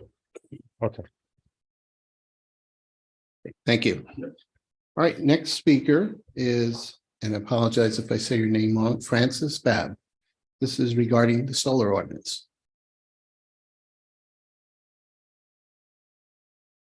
Good evening, and thank you for the opportunity to speak to you. I am Frances Babb. I live at 2001 Kersdale Court in Clarkson Valley. My property borders the city of Wildwood on 2 sides. The closest road to me in Wildwood would be Joe's Way. And I am basically your neighbor. My claim to fame is whenever that I won a lawsuit against the city of Clarkson Valley concerning my solar panels. The judge ruled that the decision that the city made to deny me a building permit to install my solar was arbitrary, capricious, unreasonable, and an abuse of their discretion. When the city appealed that decision, I also prevailed on that. And then right after that, my homeowners association sued me and I prevailed in that lawsuit as well. I'm here to talk about your solar ordinance because I read the minutes to planning and zoning and I was a little bit concerned about the little brief comment that says, should we even allow solar visible from the public right away or not? And I would say that the reason why that you're having so many conditional use permits come before the Planning and Zoning Commission is because solar is gaining popularity. It's becoming more affordable and it's becoming more acceptable by the general public. Even here in the Midwest, it's been popular on the coast for a really long time. But I would say that the main reason why that you're having so many CUPs is because, and I don't want to offend anybody, but it's because that you passed such a silly ordinance in the first place, okay? I consider this ordinance highly discriminatory. It's really unfair to tell people whose homes face north, knock yourself out, go green, we really support you. And to say to people right across the street facing south, oh, too bad, we think it's ugly, you can't have solar. And for the people whose houses face east and west, you are basically telling them that they can have half the size system that would be best for them because one piece of it's going to be facing a public right of way. I believe that there shouldn't be different laws based upon which way that your house is or where the street is in relationship to your house. And federal laws prohibit discrimination on the basis, and that is my phone is ringing, prohibit discrimination based upon race, color, religion, you know, all kinds of things, even nowadays, sexual orientation. But in this community, it seems to be okay to discriminate against people based upon where the street is. Now, you talk about arbitrary, capricious, unreasonable, and abuse of discretion, that pretty much nails it. Now, the Appraisal Institute offers educational programs and materials to help appraisers and assessors and realtors determine how much money value-wise is being added to a property as a result of them having a solar energy system. And this information is based upon quantifiable data. It's based upon the system size, the orientation of the panels, the age of the system, how much energy it saves. It's not based upon how many people loudly say, ooh, that's ugly, I don't want to see it. Because that plays no factor in determining how much value a solar energy has. And when one person approves, improves their property, in essence, helps the entire neighborhood. Yet some people hold on to these antiquated values and they want to make the world comply to their way of thinking. I hate to tell you this, but solar is here to stay. And everyone at some point is going to have a solar energy system. 22 other states have passed laws prohibiting the kind of, you can't put it here, you can't put it there. They have solar access laws in 22 other states. So it's about time we got with the program. I have two more sentences. Two more sentences. I believe that city planners should be planning for the future and not cave to the, ooh, that's ugly mentality. I think it's time to change your solar access laws, and even my city no longer requires a conditional use permit to install solar. Thank you for listening to me this evening. All right, thank you. All right, next speaker up is Jim Van Nest to speak about alleys becoming public. Hello, my name is Jim Van Nest. I live at 17133 Windsor Crest in Ward 1. I'm here tonight to ask you for some help. On August 9th of 2021, a year and 4 months ago, you people, the council voted on a bill 2628A, which became ordinance 2628. That was accepting the findings of the Town Center Commission and their recommendations. One of those recommendations was for the town center alleys to become public. There's 4 subdivisions in Town Center that have alleys. My subdivision, Windsor Crest, was the first. We're 18 years old. Main Street Crossing and Brightleaf have alleys, but they're not even accepted by the city yet. They're brand new. They do not have the top 2 inches of asphalt. What I'm asking for is it's been a year and 4 months and we have no action as far as implementing it. I've talked to Mr. Vunich and there's as-built plans for our subdivision, which are filed with St. Louis County. All it will take was our city attorney, Mr. Young, to do a 1-page thing saying that the city would like to take over the alleys for the Windsor Crest subdivision per plat book, such and such, page such and such. And then the Windsor Crest Homeowners Association would sign off saying done. That way the alleys would belong to the city, which is the final phase of what's going on. We just would like that to happen soon. Now, the other thing I'm here for, and I'll speak now rather than during the budget, is there's nothing in the 2023 budget for the town center alleys. And I'd like people to consider adding a line for maintenance. Now, like I said, Brightleaf and Main Street Crossing are brand new, so there will be no maintenance. Ours are 18 years old. We've patched them. We did more patching this year, and it's time for the city to take them over since they passed the ordinance doing so. So I would just like to see some action, and I appreciate the help that Mr. Vunich and Mr. Brown will give us in getting this done. That's all I have. Great, thank you. Thank you.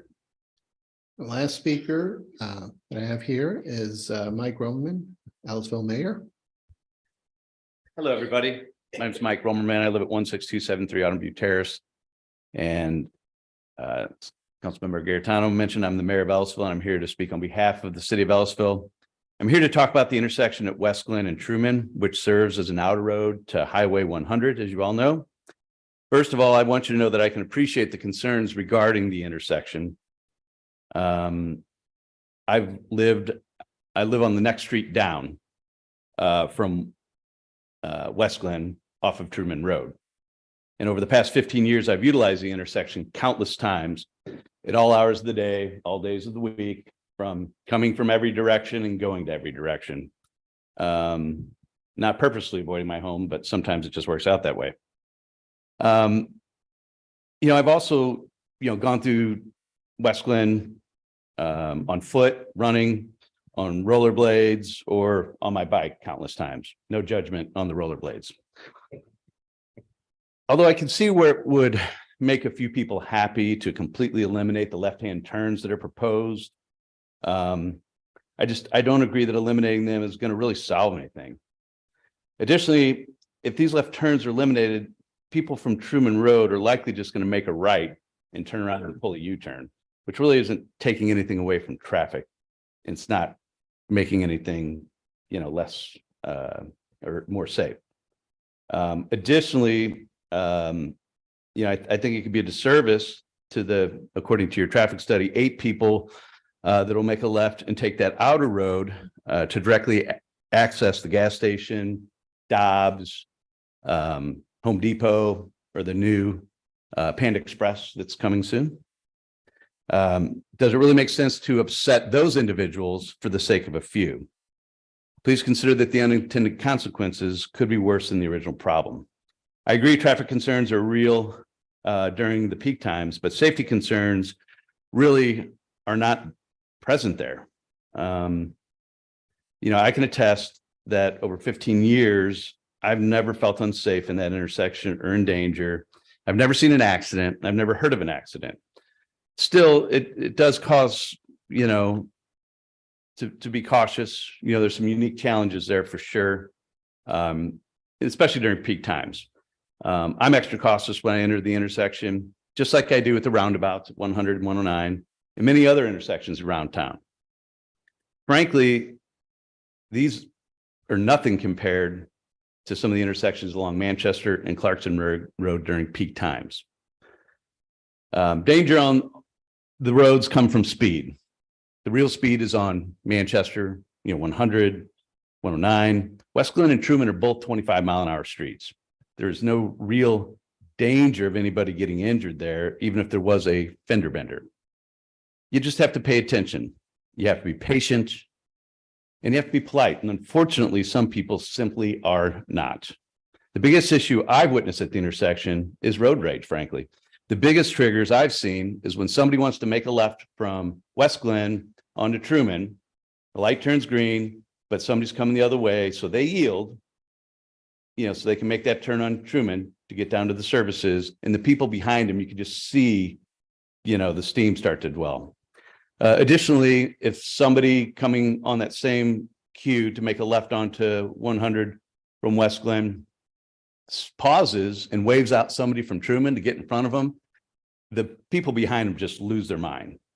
So, these are issues that, are universal challenges in busy intersections, turn queues, and all traffic areas. Truman Road, as you know, is a MoDOT road, which means it's controlled, maintained, and paid for by the taxpayers of Missouri. It is shared between Ellisville and Wildwood. It is a service road, it's an outer road, and it's an access road. There are 11 businesses and a ballpark this road provides Wildwood residents direct access to without getting out onto the highway. Truman also provides direct access between Autumn View and Aventura neighborhoods to West Glen and other neighborhoods without entering the highway, which is also a huge service.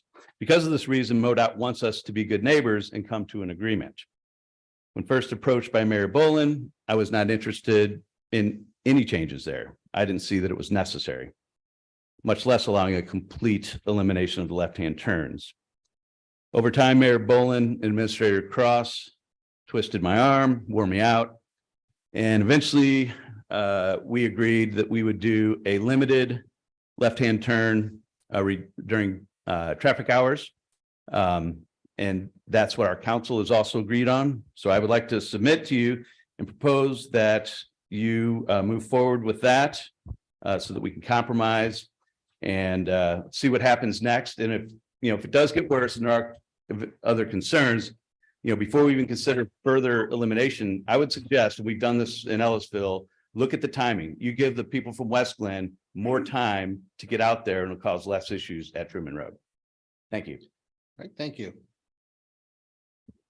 Okay, do we have any more speakers? I see on Zoom we have one hand up. Yes, sir, Mr. Griezek. Okay, thanks, Travis. Get him on there.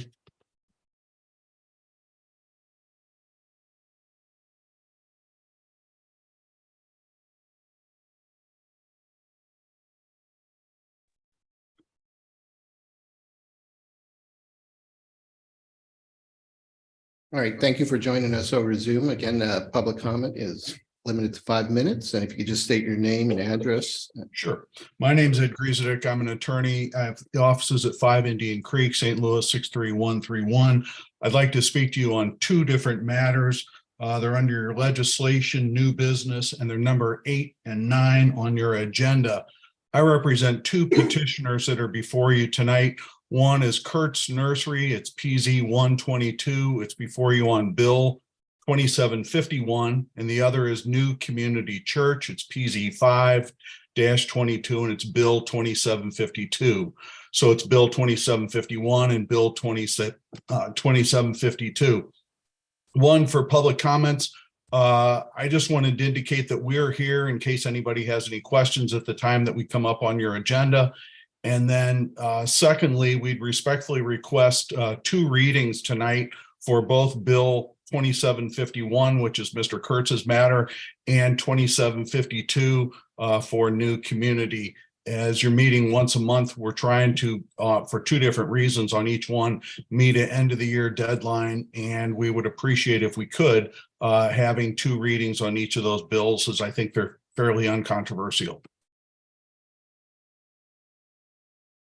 Thank you. Do we have any more speakers?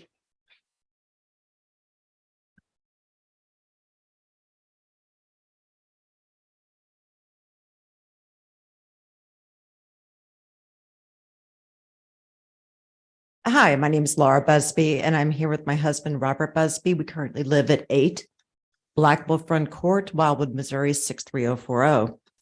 We are here regarding bill number 2753.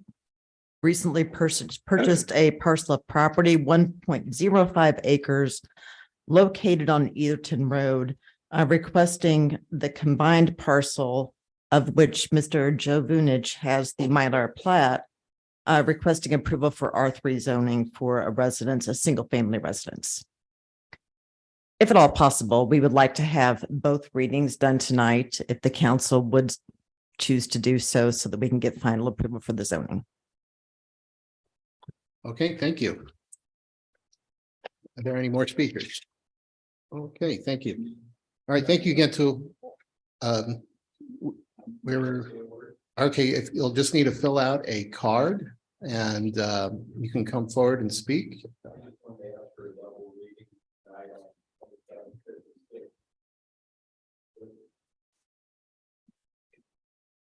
Okay, and we'll make note of that. And still, if you could ask, if I could ask, just fill out a card for our city clerk. There's cards in the back of the room. Just fill out your information so we have it on record there. Okay, thank you for that. So moving on to the next part of the agenda, which is the Mayor Pro Tem's announcements. As I mentioned during the work session today, I am filling in for the mayor. I am the Mayor Pro Tem, and I will be able to still vote as a Ward 8 council member. The only difference as Mayor Pro Tem is that should there be a tie, I will not be able to break it. Otherwise, everything will be the same as it always is. So thanks again for everyone for joining us and here in the room. And I also want to recognize Mayor of Ellisville for being here as well. Thank you. So now we'll move on to the next item on the agenda, which is the public hearing.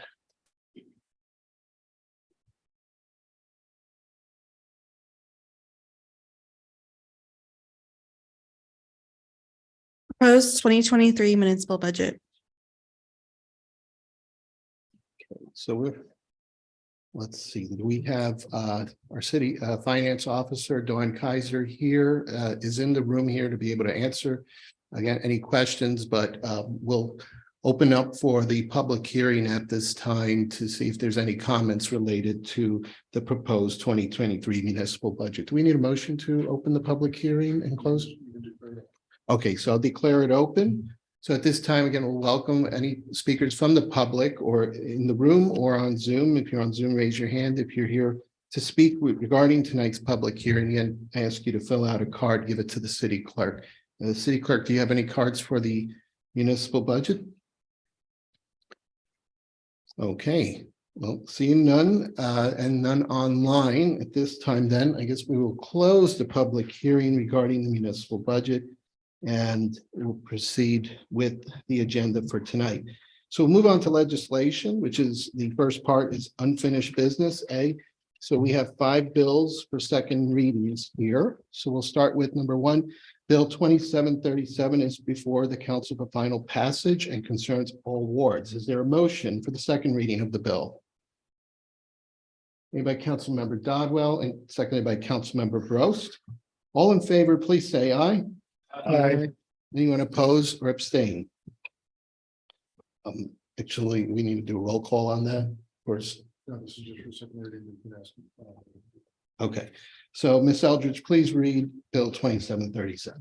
Bill 2737, an ordinance of the city of Wildwood, Missouri, authorizing the mayor to execute an agreement on behalf of the city of Wildwood with Reuben Brown LLC, certified public accountants for audit services commencing for the fiscal year ending December 31st, 2022, second reading. Okay, I'll ask our finance officer if you have anything to add to the information that's been provided already to the council regarding this bill.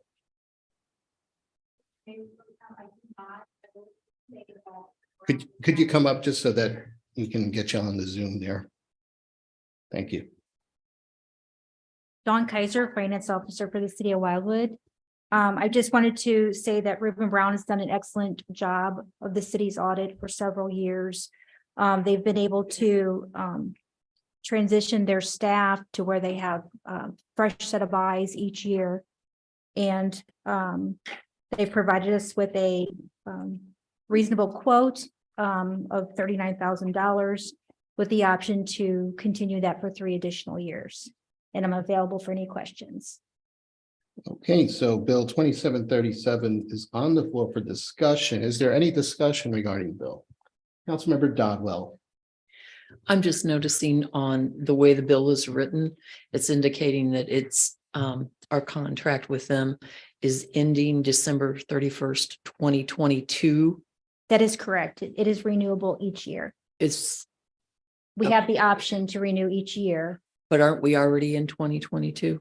It should be no, the audit is for 2022. So we have not For the completed audit the year. Yes. Okay, okay. I was thinking of the physical work. being Right. done. Okay, thank you. Okay.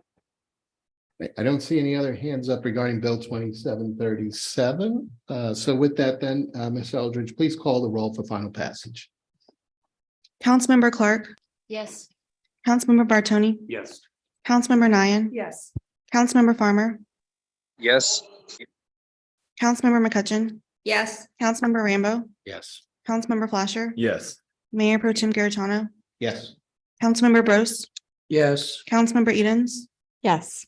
Councilmember Ottenberg, Yes. Councilmember Dodwell, Yes. Councilmember Bertolino, Yes. Councilmember Jaxi, Yes. Councilmember Galani. Yes. Okay, the bill passes. We'll move on then to the next item on the agenda, which is Bill 2738 before the council for final passage and includes all wards. Is there a motion for the second reading of the bill? Made by Councilmember Eden, seconded by Councilmember Galani. All those in favor, please say aye. Aye. Anyone oppose or abstain? All right, Ms. Eldridge, please read Bill 2738. Bill number 2738, an ordinance of the city of Wildwood, Missouri, approving the 2023 police services cost sheet as an addendum to the police service agreement by and between St. Louis County and the city of Wildwood. Second reading. All right, Bill 2738 is on the floor for discussion. Is there any discussion? Councilmember Galani. Oh, we already got a motion on the floor, so seeing none, no other discussion, then Ms. Eldridge, please read the roll for final passage. Councilmember Bartoni, Yes. Councilmember Nian, Yes. Councilmember Farmer, Yes. Councilmember McCutcheon, Yes. Councilmember Rambo, Yes. Councilmember Flasher, Yes. Councilmember Garitano, Yes. Councilmember Bros, Yes. Councilmember Edens, Yes. Councilmember Ottenberg, Yes. Councilmember Dodwell, Yes. Councilmember Bertolino, Yes. Councilmember Jaxi, Yes. Councilmember Galani, Yes. Councilmember Clark. Yes. All right, bill passes. So we'll move on to the next item on the agenda, which is Bill 2740 for the council for final passage and concerns Ward 8. Is there a motion for the second reading of the bill? Councilmember Galani with the motion. Is there a second? Councilmember Dodwell. All right, all in favor, please say aye. Anyone oppose or abstain? All right, Ms. Eldridge, please read Bill 2740. Bill 2740, an ordinance of the city of Wildwood, Missouri, authorizing the mayor to execute all necessary and required documents relating to an amended professional service agreement with SWT Design for developing a concept plan for Route 66 Roadside Park. Second reading. Director Vunich, do you have anything to add to the information that's already been provided to the council? Mr. Mayor Pro Tem and members of the City Council, the title was modified based upon the dual use of master or concept plan. It is a concept plan. I'm available for any comments or questions regarding the bill. Thank you. Bill 2740 is on the floor for discussion. Is there any discussion regarding the bill? All right, seeing no hands up here, Ms. Eldridge, please read the roll for final passage. Councilmember Nian, Yes. Councilmember Farmer, Yes. Councilmember McCutcheon, Yes. Councilmember Rambo, Yes. Councilmember Flasher, Yes. Councilmember Garitano, Yes. Councilmember Bros, Yes. Councilmember Edens. Yes. Councilmember Ottenberg, Yes. Councilmember Dodwell, Yes. Councilmember Bertolino, Yes. Councilmember Jaxi, Yes. Councilmember Galani, Yeah. Councilmember Clark, Yes. Councilmember Bartoni. Yes. Okay, the bill passes, and we'll move on to the next item on the agenda, which is Bill 2742 before the council for final passage and concerns Ward, oh, my apologies, 27, I'm going to go back to 2741 is before the council for final passage and concerns all wards. Is there a motion for the second reading of the bill? Made by Councilmember Clark and seconded by Councilmember Nye. All those in favor, please say aye. Anyone oppose or abstain? All right, Ms. Eldridge, please read Bill 2741. Bill number 2741, an ordinance of the city of Wildwood, Missouri, amending chapter 415 of the Code of Ordinances of the city of Wildwood as it relates to the installation and maintenance of fences, second reading. Okay, Director Vunich, do you have anything to add to the information that's already been provided to the council? Thank you, Mr. Mayor Pro Tem. Mr. Mayor Pro Tem and members of City Council, just very briefly, this matter was presented to the committee per City Council's direction. The committee spent several meetings considering all aspects of fencing, particularly given the diversity of Wildwood in terms of its settings. And tonight you have the final product from that committee process. If there are any comments or questions, the department would be glad to try to answer them at this time. Thank you. So Bill 2741 is on the floor for discussion. Is there any discussion? Councilmember Edens? Yes, I do support this, but my question was for the department. Just wondering what their public awareness campaign would be. Would this be, presumably if this passes, which I expect it would, will this show up on the website? Can we put this in the next newsletter? Because we do have residents that are now going to be subject to a regulation that were not previously. And we want them to be aware of that. A permit would be needed before that ever gets to a point where it's installed, has to be removed, or there would be a fine incurred. Ms. Edens, I concur wholeheartedly. A public information effort is necessary.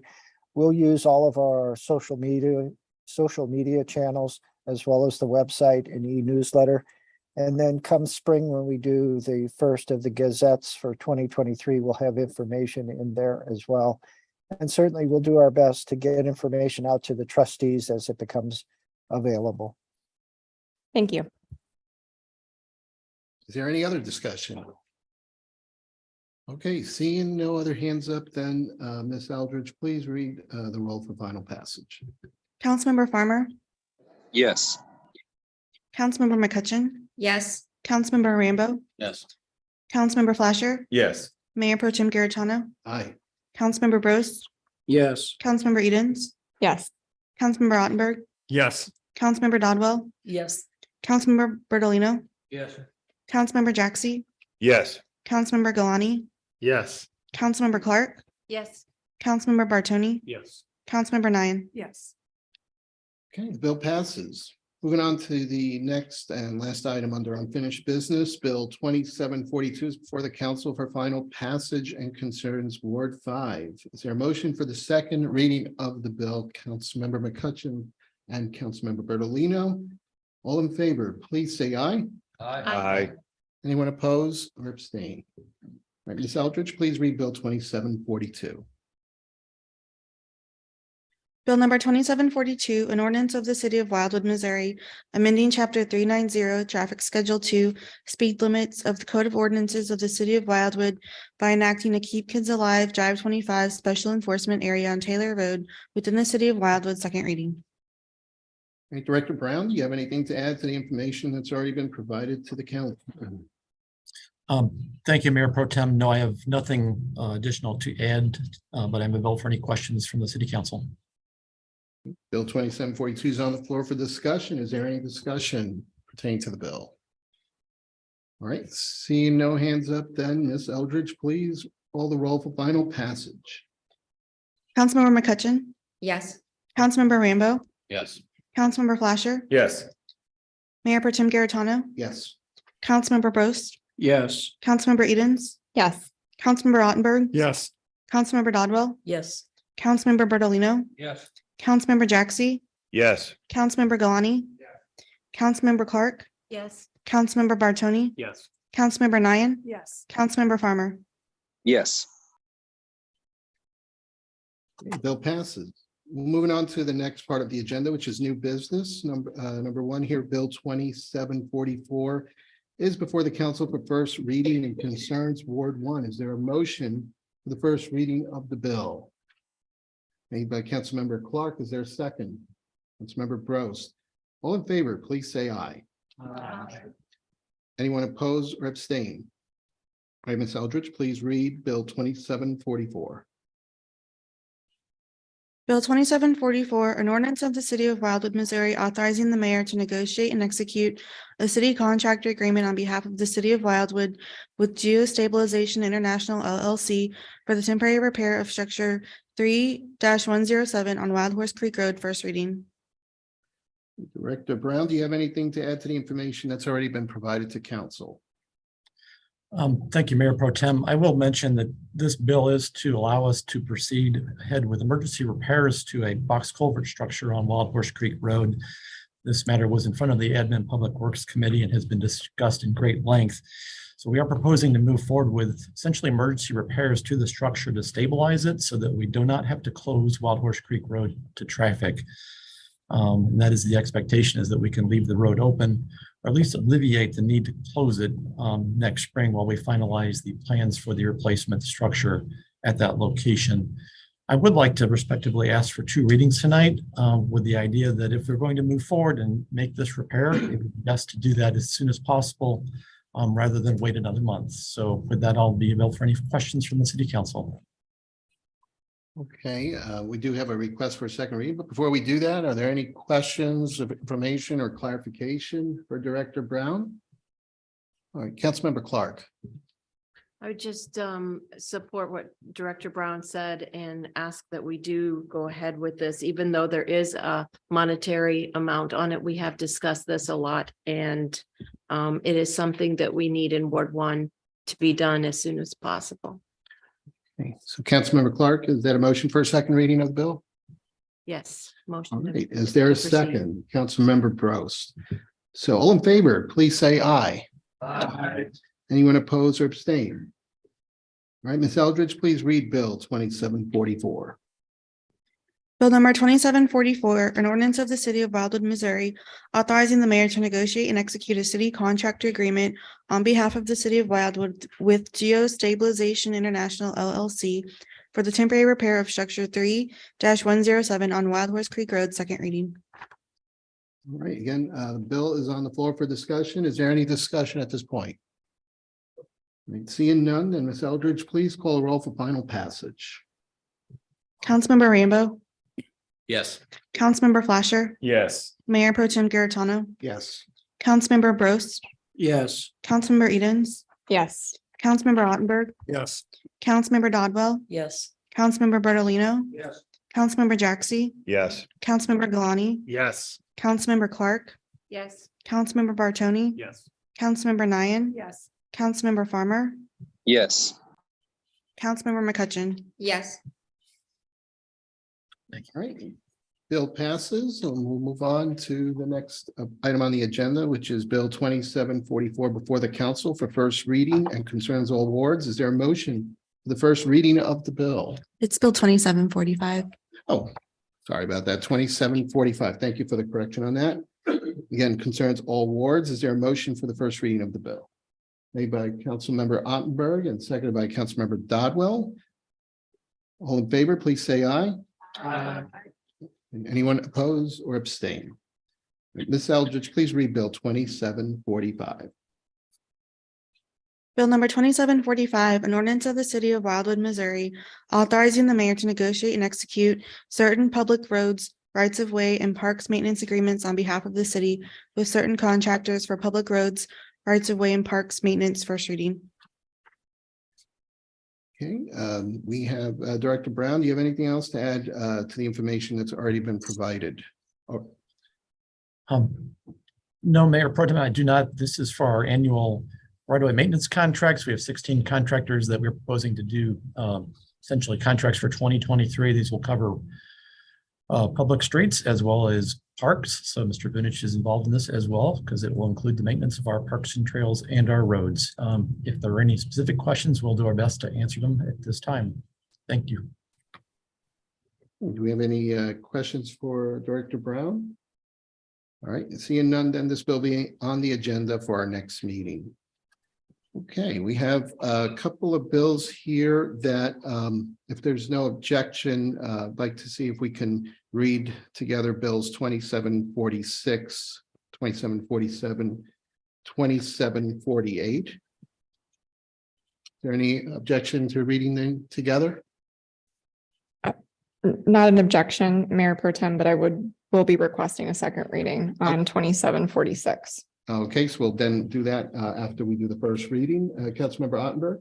I'd like to separate out 2746 because I did vote differently on 2746 because I will on 2747 and 2748. Okay, then. So with that, then we will then read 2746 separately, and then we'll address 47 and 48. So Bill 2746 is before the council for the first reading and concerns wards 2 and 4. Is there a motion for the first reading of the bill? Councilmember Edens, is there a second? Councilmember Bartoni? All in favor, please say aye. Aye. Anyone oppose or abstain? We have one abstention. So Ms. Eldridge, please read Bill 2746. Bill number 2746, an ordinance of the city of Wildwood, Missouri, authorizing the mayor to negotiate and execute a city contractor agreement on behalf of the city of Wildwood with Gerstner Electric Incorporated for construction of the Strucker Road Crosswalk Improvement Project, first reading. Okay, Director Brown, do you have anything to add to the information that's already been provided to council? Mayor Pro Tem, I do not have anything additional to add at this time, but I'm available for any questions from the city council. At this time, we'll entertain any questions. Councilmember Bartoni?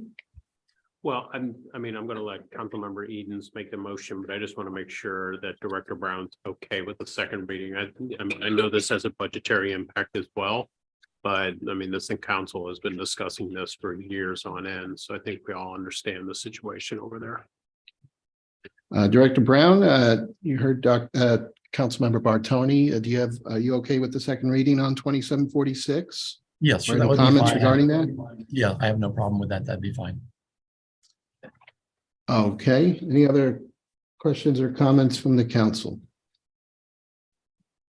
Councilmember Edens? Yeah, I just would like to make a motion to read the bill again and vote for final passage. And if this was not something that had been discussed years on end, reallocated towards funding of a much larger project that has been repeatedly put on hold, I wouldn't push something through with 2 readings, but this is the least we can do.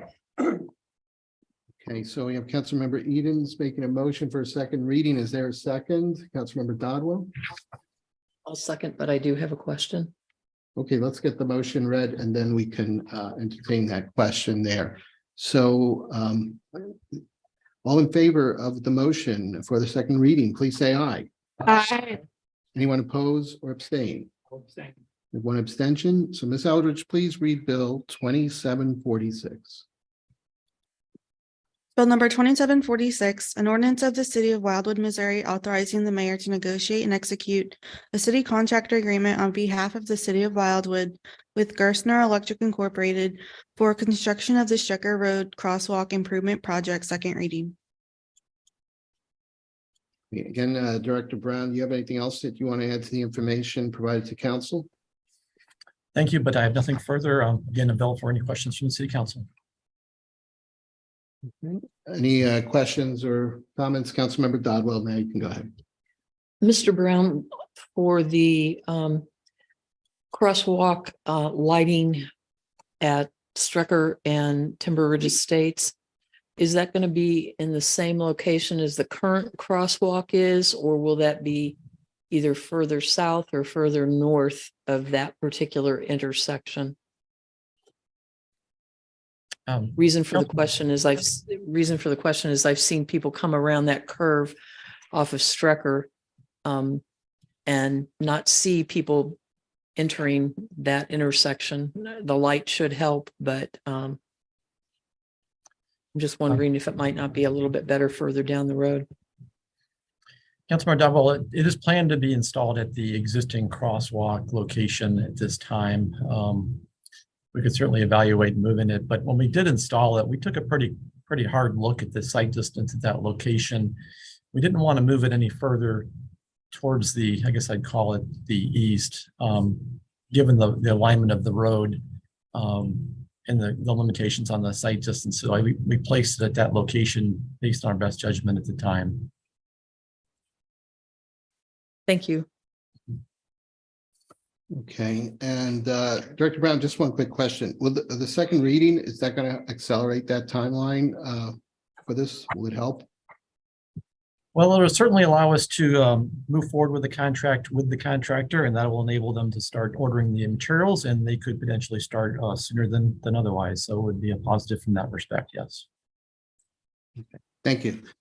All right, seeing no other questions or comments from the council here.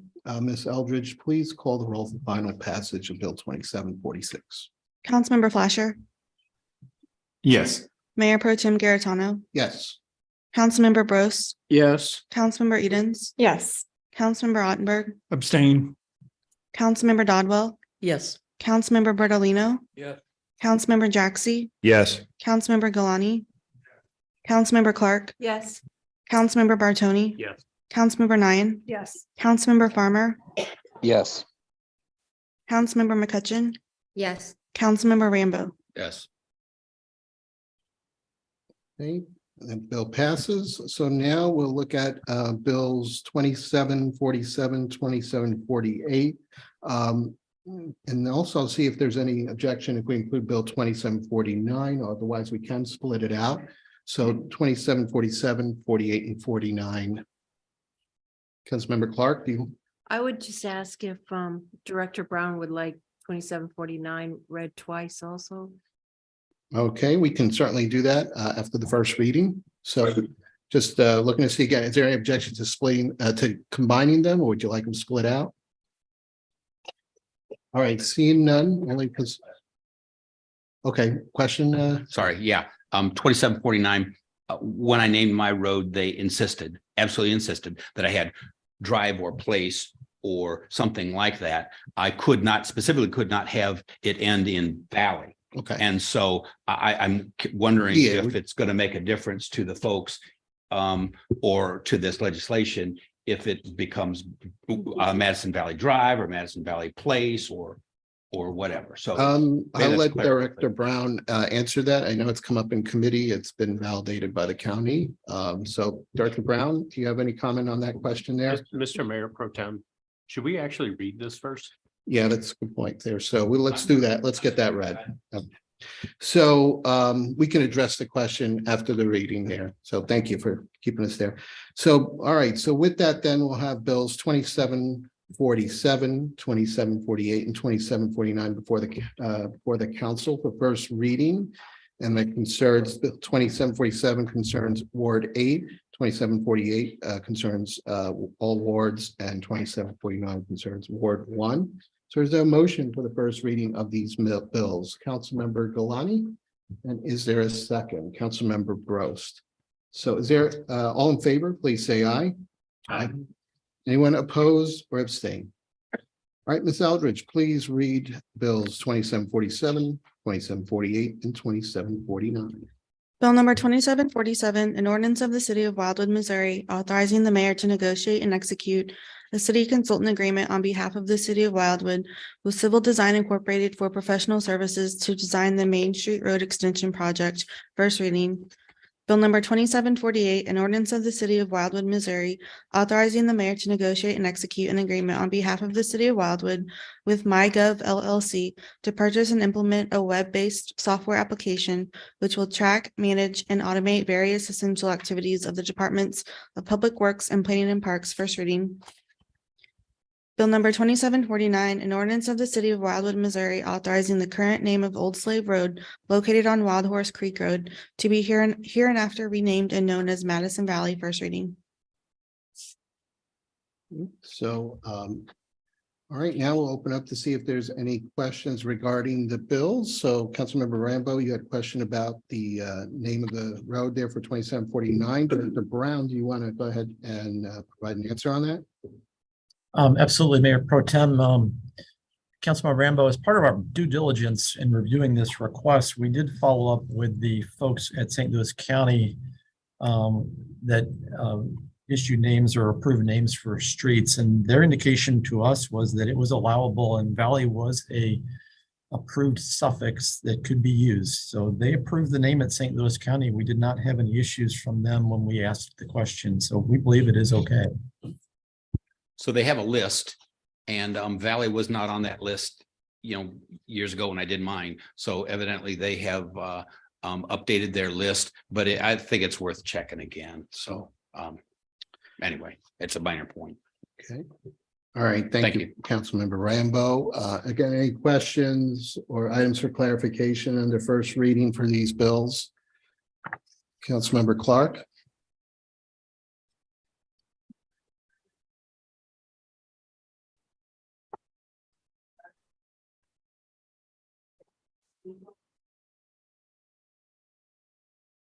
So I'll ask if, again, we have a couple items. Director Brown, do you want to speak to any of these items over here? I'm a little concerned. I'm a little puzzled. Is there a question, or are you asking about in the relative to the three bills in general? I just had a comment. Okay, go ahead, Councilmember Clark. Well, I am extra sensitive to this issue on 2749, changing the name of the road from Old Slave Road. I've reached out to my many Black family members and to St. Louis County Black leadership, Colonel Kenneth Gregory and Lieutenant Colonel Troy Doyle. And they advise that we never attempt to erase history by eliminating the reminders that help us to not go backward. And this is a serious issue and must be addressed with sensitivity and transparency and compassion and inclusion. And the historicity of Old Slave Road should be preserved. With that said, we have to respect what the wishes and honor the people at the Union Baptist Church and what they have put forward as well to memorialize this with maybe a placard or something. So to make sure that that doesn't get dropped from changing this name of the road from Old Slave Road to Madison Valley, because we need to make sure that we don't just change it and no one knows what Madison Valley represents. So making sure that we have that placard that memorializes Old Slave Road, Old Slave Cemetery, and Mr. Madison. I just didn't see that was specifically on this ordinance.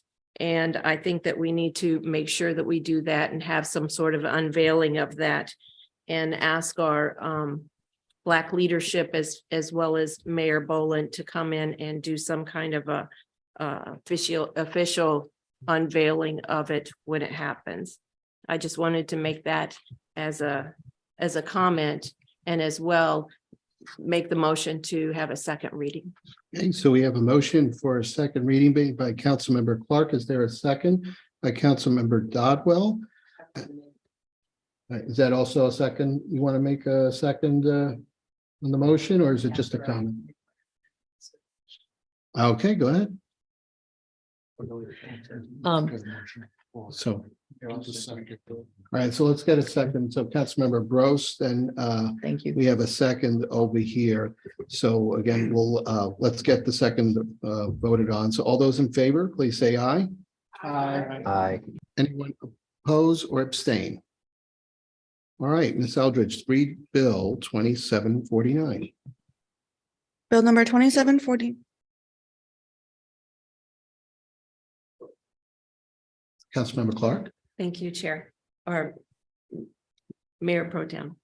I I guess I was unaware that this is when I need to make that amendment to the motion to go ahead with that placard and memorialize this It would be after the second reading.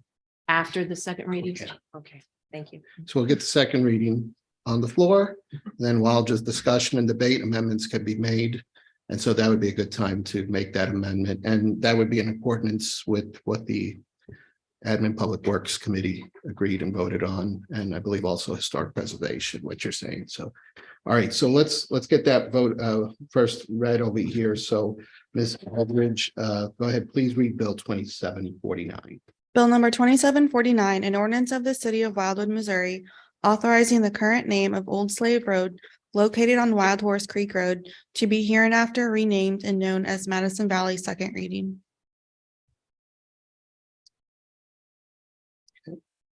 So let's see.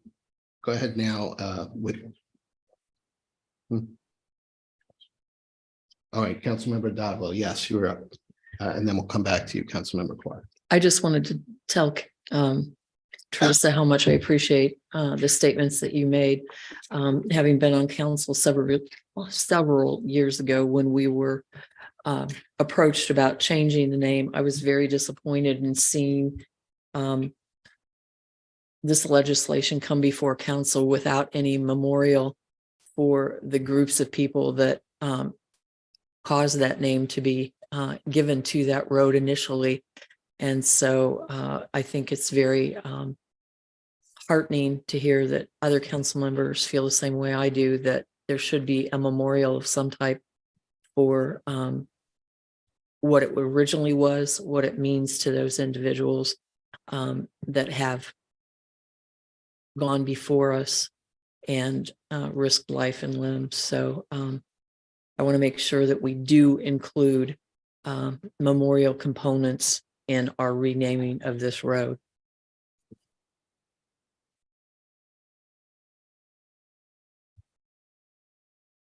Okay, so thank you, Councilmember Dodwell. I'm going to come back to this side of the room. So Councilmember Clark, do you have anything else you want to add? And then we'll go to Councilmember Bartoni. Other than the amendment, no. Councilmember Bartoni, you had your hand up? So, thank you. And kind of like Katie alluded to, you know, this has been before council before, and you know, my friend and mentor up here, Ray Mann, was originally opposed to changing this one. And I think that you know, well, I mean, I specifically remember him saying you don't erase history. And but I think he would be okay with this as long as we are memorializing you know, the original name. So I'm going to be supportive of the amendment to this and a placard, and I think it would be not only appropriate, but I think it will be acceptable. Thank you for that. So we have the amendment, and City Attorney, do you want to just explain then what would be the next step since we have an amendment? Right, if there's an amendment and the amendment passes, we have to reduce that in writing before final passage. Okay. So it would come before you, having been second read at the next meeting. All right, Councilmember Clark. If I could just make sure that my amendment is clear, that I want to amend it to include a placard that includes Old Slave Road, Old Slave Cemetery, and Mr. Madison, and noting that, as well as including in any kind of official unveiling of this, that we have our Black leadership, possibly our police of chief, our chief police of St. Louis County, Chief Gregory, who is the colonel of St. Louis County, or Troy Doyle, who have also reached out to me and said they would be very interested in doing that. Because, you know, sometimes when we say the Black community or something, everybody looks at you like, oh, she just said Black.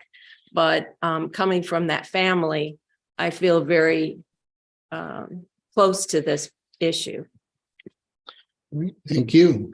All right, so since we have an amendment, then city attorney will be doing roll call then on that amendment then?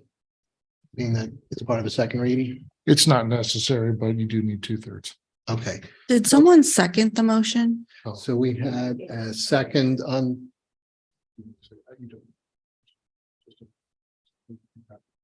Okay, so we don't need a roll call, but let's make sure we had the second, if I believe it was Councilmember Dodwell, and then we went to Councilmember, I think Clark. Did you make that second? Or was it Councilmember Barr? She made the motion, so that's it. All right, so therefore, we have it on the floor. The city attorney said that we can do a voice vote. So all those in favor, say aye. Aye. Okay, hang on. You have a question to restate the amendment? To put a memorial, yes. Mhm. So the amendment, again, is for a memorial there. So we're going to try this by voice vote. All those in favor, say aye. Aye. Anyone opposed or abstain? Okay, the amendment passes. So therefore, at this point, it would have to come back at the next meeting. Okay, so thank you for that. All right, so now we will move on. We are going to Bill 2750 here before the council for first reading and concerns all wards. Is there a motion for the first reading of the bill? Made by Councilmember Jaxi. Is there a second? Councilmember Rambo. All in favor, please say aye. Aye. Anyone opposed or abstain? All right, Ms. Eldridge, please read Bill 2750. Bill number 2750, an ordinance of the city of Wildwood, Missouri, authorizing the mayor to negotiate and execute an agreement with White Buffalo Incorporated for the reduction of deer population within the city of Wildwood, first reading. Great, Director Brown, do you have anything to add to the information that's already been provided? Thank you, Mayor Pro Tem. The one thing I was going to mention is if the council would like, we could put on the computer the area that is proposed for the White Buffalo to operate in, if that's the desire of the council. But otherwise, I can certainly entertain any questions that the council has relative to this bill at this time. Thank you. Okay, let me see. Is anyone interested in seeing that map?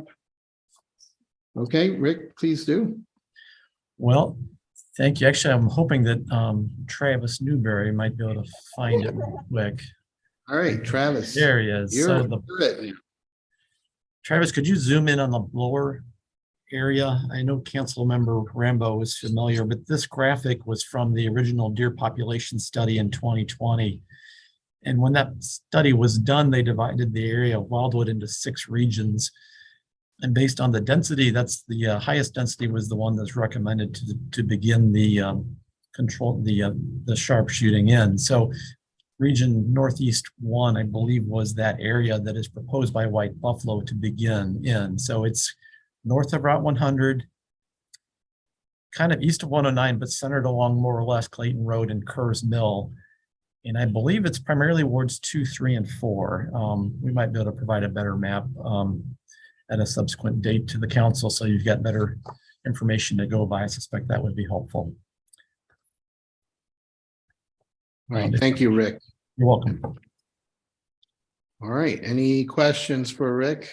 Councilmember McCutcheon. Yeah, Rick, can you explain why Ward 5 was not included in that section? Because we have an extremely high number of deer in our area. Rick, do you have an answer? Well, I don't know if I can speak too specifically to it. Again, when the original count was done in 2020, they subdivided the council, the city into the 6 regions, and they counted within those regions. And then the highest one was the area we just looked at. We can go through all the individual regions and the population densities. I don't recall which was the second highest, but it well could have been Ward 5, quite frankly. I don't know that for a fact, though. Okay. I'm going to go to Councilmember Bros and then Rambo. Councilmember Bros, you're up. Yeah, I guess just a couple questions, and looking at the budget, I'm wondering for the hotel rooms, I would hope they'd patronize Wildwood with that money. And then for processing, wouldn't there be a program through the state that would be a lower cost? And those are just questions. You don't need to I mean, answer it now, but I would like to know at some point. Thank you. Rick, do you want to address any of those right now or come?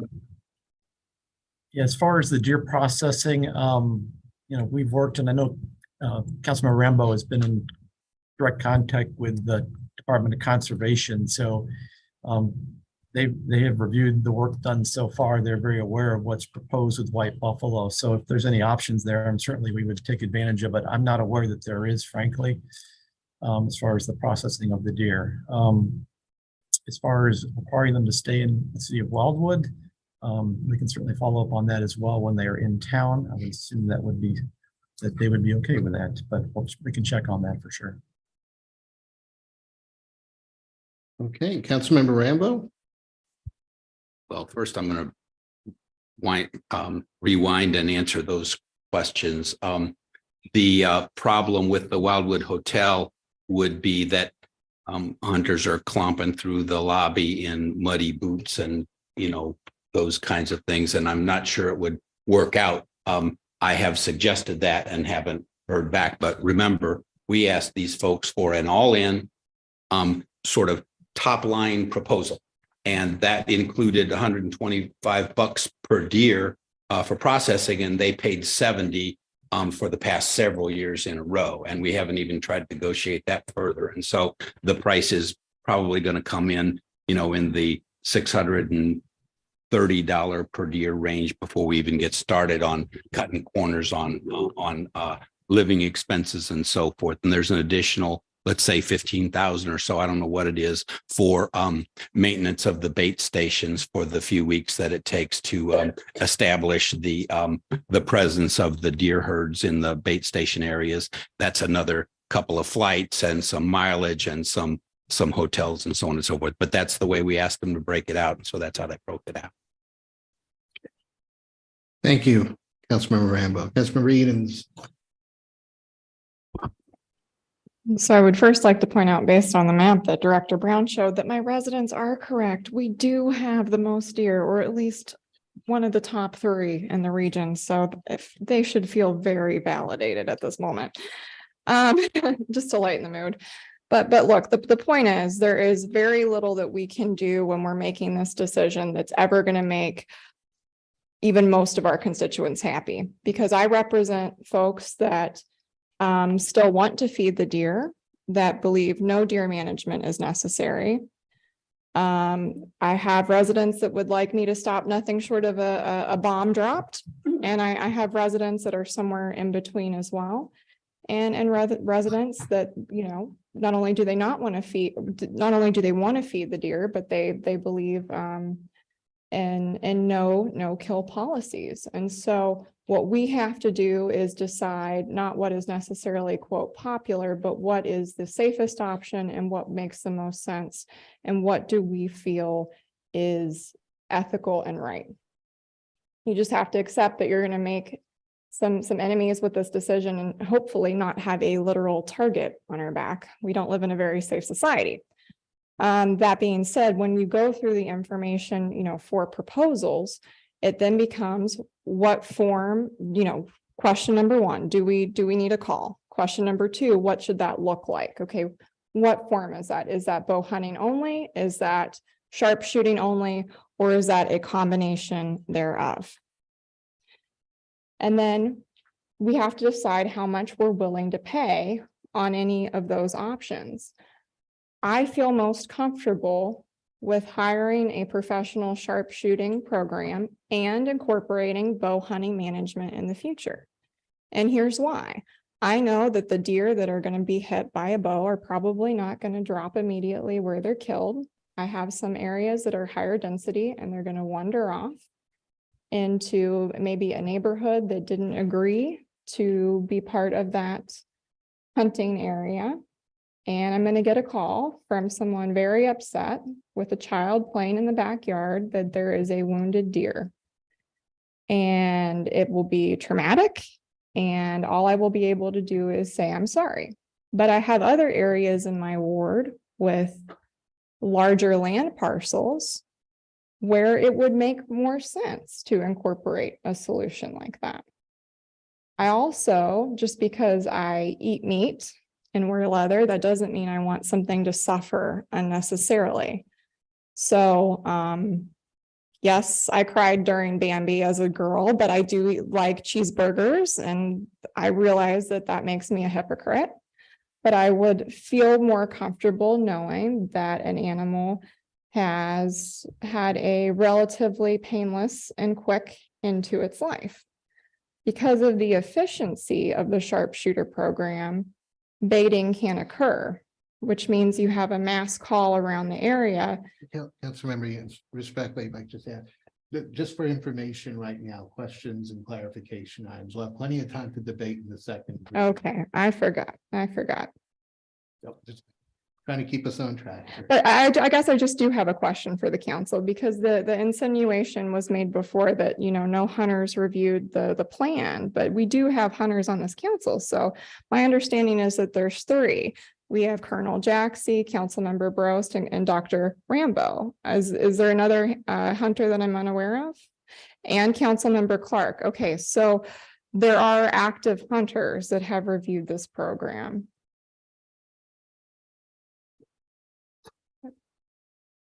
Thank you so much. All right, any other questions or comments, again, related to the bill, first reading, just for items for clarification? Councilmember Clark. Well, I guess I'm a little confused of what the next step is to do this. If we go ahead with this, I have looked through this as well as researched the other, just like Councilmember Edens, and this is a very, very comprehensive plan. My question is, what do we do next? Since this is not on the budget, we're looking at this for a first and second reading and then go forward. It is a safety issue. It's a time sensitive issue. We have reserves. We have, we don't have it in the budget, money in the budget. How are we going to go forward with it? Okay, I'll attempt to answer that question in the absence of the city administrator here, but you bring up a good point. It does still need to be budgeted. So tonight we only have a first reading, so it would be in the second reading that any modification to the budget can be proposed. So between now and then is a time to try to identify those opportunities to do that. And then as well, the development of the comprehensive plan that includes not only this component here, which is this bill with White Buffalo, but also more comprehensive, which includes archery and bow hunting. We need to look at all the options like we've been doing up to this point, looking at everything. So to follow up, if that's the case, and this is so time sensitive, do we need a second reading of this tonight so that we can get this done? Well, that certainly was something that was considered, but unfortunately, without the funding piece, it would not be able to move much further along because we need to get the way to pay for it. So that's the key part, as well as, the further development of the plan. So Councilmember Ottenberg. Just a quick comment. I think another reason for delaying the second reading is to give the public an opportunity to come in and comment on this proposed legislation. This is a pretty significant piece of business that we're going to be voting on. We're bringing sharpshooters into the city, and the residents deserve the opportunity to come in and comment on what it is that we're proposing. Councilmember Rambo.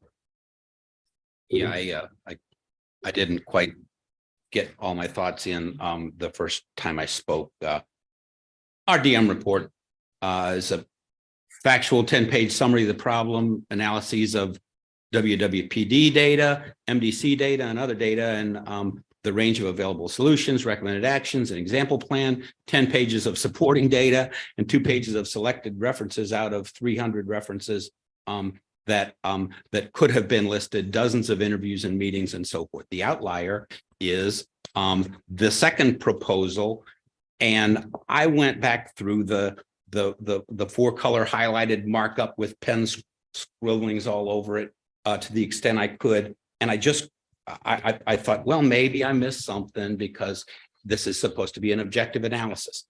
I didn't miss anything. There's nothing really, there's no there. And our plan is to do this call, figure out how to get some archers to help us with maintenance, 10 deer per square mile or something like that, not a reduction of 50 deer per square mile. It's untenable. And so I'm going to save most of my comments for the next session in the interest of time. But I will say that Mr. Ottenberg asked a couple of very sensible questions. And so I hope that the public comments on factual realities, and the report was abbreviated because we didn't have time to go into it. Three of the four folks on the committee were deer hunters. Myself, I killed my first whitetail on my 13th birthday here in Wildwood, and I killed my first via archery at age 17. And I can go on about my hunting experience for 15 minutes. Nobody wants to hear that. But the bottom line is, this is not hunting. We're not trying to establish a hunting program. We're trying to do something different, which is a public safety issue. And we need to take it real seriously. And so the safety piece, I am, among other things, other folks up here on this dais can say, I'm a firearm safety absolutist. And the technologies that White Buffalo uses are frangible bullets that explode upon impact. They make their way into the deer's skull, and it's all headshots, but they don't make their way out. There's no ricochets. There's no overshots. These are Navy SEAL sniper trained individuals shooting from 15 yards away. And so there's an enormous margin for errors that they won't make. And so if we're worried about sharpshooting, we need to, I suppose I need to make a signing statement or something like that, which was suggested by Mr. Young before the next meeting. And so I promise everybody that I'm going to do that as concisely as I can, but you have to try to read it, before the next meeting. So I'll leave it at that. Thank you. All right. I don't see any other hands up. So this bill will be on the agenda for the next meeting. And then we'll proceed with Bill 2751 before the council for first reading and concerns Ward 1. Is there a motion for the first reading of the bill? Made by Councilmember Brost. Is there a second for first reading? Councilmember Clark. All in favor, please say aye. Anyone opposed or abstain? All right, Ms. Eldridge, please read Bill 2751. Bill number 2751, an ordinance of the city of Wildwood, Missouri, authorizing a change in zoning of a parcel of ground from the M3 Planned Industrial District to the amended M3 Planned Industrial District to accommodate the use of a 15.4 acre site located on North Etherton Road for a range of proposed agriculturally related uses, including a mulch storage and processing facility. First reading. Director Vunich, do you have anything to add? Mr. Mayor Pro Tem and members of City Council, a public hearing was held on this matter at the last City Council meeting. At the conclusion of the hearing, the City Council authorized the preparation of legislation. Tonight, during public participation, there was a request for a second reading tonight. I would just note that a second reading on a planned zoning is somewhat unusual, but certainly if the City Council feels it's appropriate, the department would not object to it. Do we have any questions from the council? Councilmember Clark. My only question on this is looking at the drawings that you've given us. I'm concerned about traffic. Is there something more that I'm not seeing on this drawing that is going to prevent these more trucks from coming up Wild Horse Creek Road and crossing over our culverts and different things? I'm just concerned about this. Well, Ms. Clark, I'll answer the question in two parts. First, North Etherton Road is a St. Louis County maintained arterial, so certainly Before any site development plan is approved, we'll make sure that St. Louis County Department of Transportation and Public Works is satisfied with the design of access and any improvements to the road itself. Secondly, since we control Centaur Road and Wild Horse Creek Road west of Route 109, we already have prohibitions on truck traffic on Centaur Road. And if it is necessary, certainly the city council can consider them on Wild Horse Creek Road. Any other questions? All right, Director Vunich mentioned there was a request for a second reading. Does someone like to make a second reading? Councilmember Bertolino, is there a second? Maybe Councilmember Brost? Okay, so we have Bill 2751 before council's final passage, and again, concerns Ward 1. All in favor, please say aye. Aye. Anyone oppose or abstain? And Ms. Eldridge, please read Bill 2751. Bill number 2751, an ordinance of the city of Wildwood, Missouri, authorizing a change in zoning of a parcel of ground from the M3 Planned Industrial District to the amended M3 Planned Industrial District to accommodate the use of a 15.4 acre site located on North Etherton Road for a range of proposed agriculturally related uses, including a malt storage and processing facility. Second reading. Again, Director Vunich, do you have anything else to add pertaining to the second reading? No, sir, Mr. Mayor Pro Tem, thank you for asking, but I am available for any further questions. All right, Bill 2751 is on the floor for discussion. Is there any discussion from the council? Joe, I do have a question for you. With Bill 2751, I know this went through planning and zoning, and just wanted to check to see, did we get any feedback or comments in opposition of this? Mr. Mayor Pro Tem, we did not have anyone, as I recall, speak at the public hearing. Dave Fick, who owns Fick Supply Services, the neighbor immediately to the north and west, did attend the hearing and did not comment. So there was not a lot of objection to the project that was voiced during the review of it. All right, thank you. All right, again, any other discussion from the council? All right, Ms. Eldridge, then please call the roll for final passage. Mayor Pro Tem Garitano, Yes. Councilmember Brost, Yes. Councilmember Evans, Yes. Councilmember Ottenberg. Yes. Councilmember Dodwell, Yes. Councilmember Bertolino, Yes. Councilmember Jaxi, Yes. Councilmember Galani, Councilmember Clark, Yes. Councilmember Bartoni, Yes. Councilmember Nyan, Yes. Councilmember Farmer, Yes. Councilmember McCutcheon, Yes. Councilmember Rambo, Yes. Councilmember Flasher. Yes. All right, bill passes. All right, we'll move on to the next item, Bill 2752, before the council for first reading and concerns Ward 8. Is there a motion for the first reading of the bill? Ward 8. Made by Councilmember Brost, seconded by Councilmember Galani. All those in favor, please say aye. Anyone oppose or abstain? All right, Ms. Eldridge, please read Bill 2752. Bill number 2752, an ordinance of the city of Wildwood, Missouri, authorizing a change in zoning of a parcel of ground from the C8 Planned Commercial District to the amended C8 Planned Commercial District to allow for the use of a 4-acre site for a parking lot area and recreational purposes in association with New Community Church located on Manchester Road, inclusive of volleyball and pickleball courts. First reading. Director Vunich, do you have anything to add to the information that's been provided? Again, thank you, Mayor Pro Tem. Mayor Pro Tem and members of the City Council, this item too was held at a public hearing at the last City Council meeting. At its conclusion, authorization was granted to prepare legislation.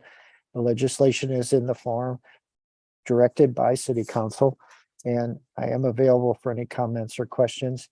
And here too, the same petitioner for the last request also sought a second reading for this particular item. Thank you. Okay, is there any question for Director Vunich? The only question I had, thank you, is Director Vunich okay with the second reading? All right, Director Vunich, He answered that, I missed it. Councilmember Bartoni asked if you're okay with the second reading. Well, as I mentioned, it's unusual to do second readings on rezonings of property, but in these particular cases, we've been discussing these at either the Planning and Zoning Commission or City Council for many, many months. So again, I would not object in this instance. Okay. All right, is there a motion for a second reading of the bill? I have a Councilmember Dodwell. Is there a second made by Councilmember Flasher? All in favor for second reading, please say aye. Aye. Anyone oppose or abstain? All right, Ms. Eldridge, can you please read Bill 2752? Bill number 2752, an ordinance of the city of Wildwood, Missouri, authorizing a change in zoning of a parcel of ground from the C8 Planned Commercial District to the amended C8 Planned Commercial District to allow for the use of a 4-acre site for a parking lot area and recreational purposes in association with New Community Church located on Manchester Road, inclusive of volleyball and pickleball courts, second reading. Director Vunich, do you have anything else to add pertaining to the second reading? No, sir, but again, I'm available for any comments or questions. Thank you. All right, Bill 2752 is on the floor for discussion. Is there any discussion on the bill? All right, seeing none, Director Vunich, I'm familiar with this bill. As you mentioned, it's been discussed quite a bit in planning and zoning. I've also heard from members of the community and members of the church as well. So thank you. Ms. Eldridge, if there isn't any other question or comment, please call the roll for final passage. Councilmember Bros. Yes. Councilmember Edens. Yes. Councilmember Ottenberg. Yes. Councilmember Dodwell. Yes. Councilmember Bertolino. Yes. Councilmember Jaxi. Yes. Councilmember Galani. Yes. Councilmember Clark. Yes. Councilmember Bartoni. Yes. Councilmember Nyan. Yes. Councilmember Farmer. Yes. Councilmember McCutcheon. Yes. Councilmember Rambo. Yes. Councilmember Flasher. Yes. Mayor Pro Tem Garitano. Yes. All right, the bill passes. Moving on to next item, Bill 2753 is before the council for first reading and concerns Ward 8. Is there a motion for the first reading of the bill made by Councilmember Galani? Is there a second made by Councilmember Clark? All those in favor of the motion, please say aye. Aye. Anyone opposed or abstain? All right, Ms. Eldridge, please read Bill 2753. Bill number 2753, an ordinance of the city of Wildwood, Missouri, authorizing a change in zoning from the NU non-urban residence district to the R3 10,000 square foot residence district for a 1.05 acre property located on Etherton Road for a new single-family dwelling, first reading. Director Vunich, do you have anything to add? No, sir, Mr. Mayor Pro Tem, in this particular instance, there was a public hearing and the city council authorized legislation. And as you can see, it is in the heart of the Grover community. During public participation, one of the petitioners did request a second reading. There is no planned district or PRD associated with this particular site. So the department does not object to a second reading on this particular location. Thank you. Okay, thank you. So we have a request for a second reading of the bill, but again, any questions now or not during the motion of second reading? And Councilmember Galani? All right, motion for a second reading. Is there a second made by Councilmember Jaxi? All those in favor, please say aye. Anyone opposed or abstain? All right, Ms. Eldridge, please read Bill 2753. Bill number 2753, an ordinance of the city of Wildwood, Missouri, authorizing a change in zoning from the NU non-urban residence district to the R3 10,000 square foot residence district for a 1.05 acre property located on Etherton Road for a new single-family dwelling, second reading. Director Vunich, do you have anything to add pertaining to the second reading? No, sir, and thank you for asking, but I am available for any comments or questions. All right, Bill 2753 is on the floor for discussion. Is there any discussion? All right, seeing none, I will make again a comment on this one. I have not again heard anything in opposition to this bill here. It is for a single family home on Etherton Road. So favorable for that. So seeing no other discussion, Ms. Eldridge, please call the roll for final passage. Councilmember Edens. Yes. Councilmember Ottenberg. Yes. Councilmember Dodwell, Yes. Councilmember Bertolino, Yes. Councilmember Jaxi, Yes. Councilmember Galani, Yes. Councilmember Clark, Yes. Councilmember Bartoni, Yes. Councilmember Nian, Yes. Councilmember Farmer, Yes. Councilmember McCutcheon, Yes. Councilmember Rambo, Yes. Councilmember Flasher, Yes. Mayor Pro Tem Garritano, Yes. Councilmember Bros. Yes. Okay, bill passes. So moving on then, next, Bill 2754 is before the council for first reading and concerns Ward 8. Is there a motion for the first reading of the bill made by Councilmember Galani? Is there a second? Made by Councilmember Gross. All those in favor, please say aye. Aye. Anyone oppose or abstain? Right, Ms. Eldridge, please read Bill 2754. Bill number 2754, an ordinance of the city of Wildwood, Missouri, authorizing modifications to an existing amended C8 planned commercial district to accommodate an increase in the range of office types, including a fast food restaurant without a drive-through facility, all within the building located at the intersection of Manchester Road and Rockwood Point Court. First reading. Great, thank you. Director Vunish, do you have anything to add to the information? No, sir, but thank you for asking, but I am available for comment. Okay. See if we have any questions from the council. All right, Joe, maybe just a clarification question here, just for folks. So Bill 2754, is this related to the Imogene's building there? Very much so, Mr. Mayor Pro Tem. It is, the Imogene's, as we all know, closed. This is Mike Petrusa, the owner of Wildwood Athletic Center, wanting to purchase the building and move a tenant from his particular building, the second on the site, and then also have the opportunity to eventually have a health food type fast food restaurant. Okay, so health food type restaurant. Yes, that's All what he right, thank you. explained it to me. Yeah, and I believe the tenant, if the, he has already in his building, that's SSM Physical Therapy. That's correct, sir. Okay, Joe, I did not receive a request for second reading, so I'm assuming that's okay then. to just Nor- leave it to nor- the next meeting. My apologies, Mr. Mayor Pro Tem, nor did the department, so um, Okay, thank you then. All right, so this bill will be on the agenda for the next meeting. Moving on then, Bill 2755 is before the council for first reading and concerns Ward 1. Is there a motion for the first reading of the bill? Please say aye. Oh, motion made by Councilmember Clark and seconded by Councilmember Bros.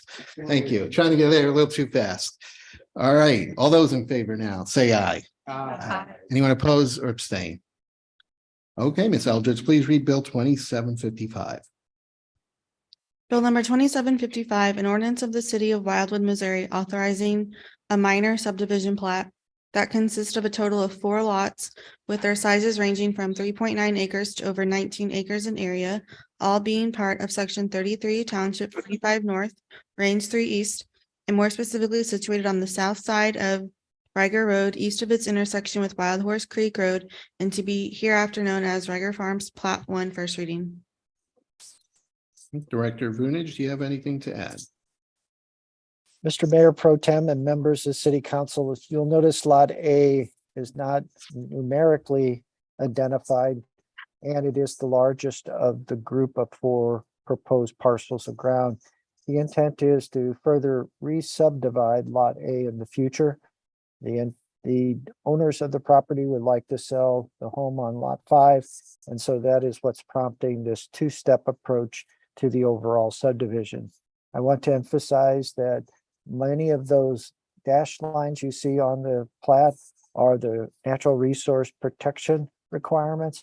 And so it was key that as part of this subdivision, we follow the same protocol if it wasn't a minor subdivision, but more a regular subdivision.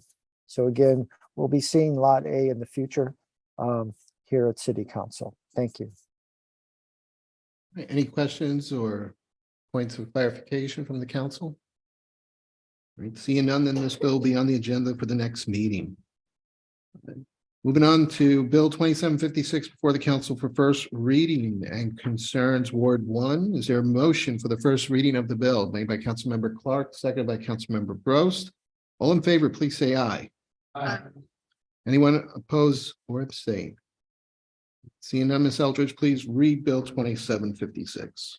Bill number 2756, an ordinance of the city of Wildwood, Missouri, authorizing the division of a 13.5 acre property into 2 lots, each being 3 acres or greater in size, located at the northeast corner of the intersection of State Route 109 and Etherton Road, and part of US Survey 163, Township 45 North, Range 3 East, and to be hereafter known as 660 Highway 109 Lot Split Plat, first reading. Director Vunich, do you have anything to add? Yes, Mr. Mayor Pro Tem.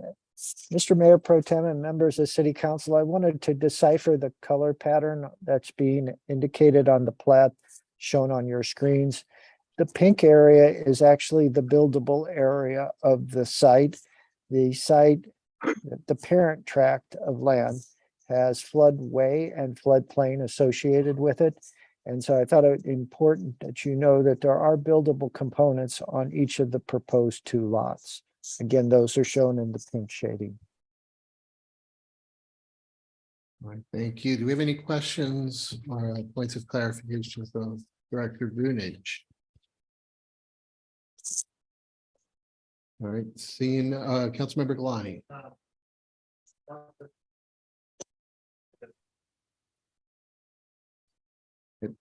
Director Vunich, is that what you are aware of too, a request for a second reading? Are you in opposition or are you supportive of a second reading? Mr. Mayor Pro Tem, I'm going to do something I normally don't do. I would ask Mr. Brown if he is okay with the second reading, given the extent of floodplain and floodway on the site. If he is needing additional time, I would not support the second reading. Right, Director Brown? Thank you. I guess I wouldn't oppose a second reading at this time unless the council has any specific concerns relative to the floodplain implications. We could certainly respond to them and get back to you. All right, so Director Brown, did I hear you correct? You would not oppose? Correct. Okay. So is there anyone that would like to make a motion for a second reading for this bill? Made by Councilmember Flasher. Is there a second? Councilmember Ottenberg. So again, this is for final passage of the bill. All those in favor, please say aye. Anyone oppose or abstain? No. All right, we have 1 opposed. So again, Ms. Eldridge, please read Bill 2756. Bill number 2756, an ordinance of the city of Wildwood, Missouri, authorizing the division of a 13.5 acre property into 2 lots, each being 3 acres or greater in size, located at the northeast corner of the intersection of State Route 109 and Etherton Road, and part of US Survey 163, Township 45 North, Range 3 East, and to be hereafter known as 660 Highway 109 Lot Split Plat, second reading. All right, again, Director Vunich, do you have anything else to add pertaining to this bill? Mr. Mayor Pro Tem, I just want to thank Director Brown. Obviously, floodway and floodplain are critical issues. Our watershed erosion task force talks a lot about it. So his input was much appreciated. Thank you. Okay, Bill 2756 is on the floor for discussion. Is there any discussion? Okay, seeing none, then Ms. Eldridge, please call a roll for final passage. Councilmember Ottenberg. Yeah. Councilmember Dodwell. Yes.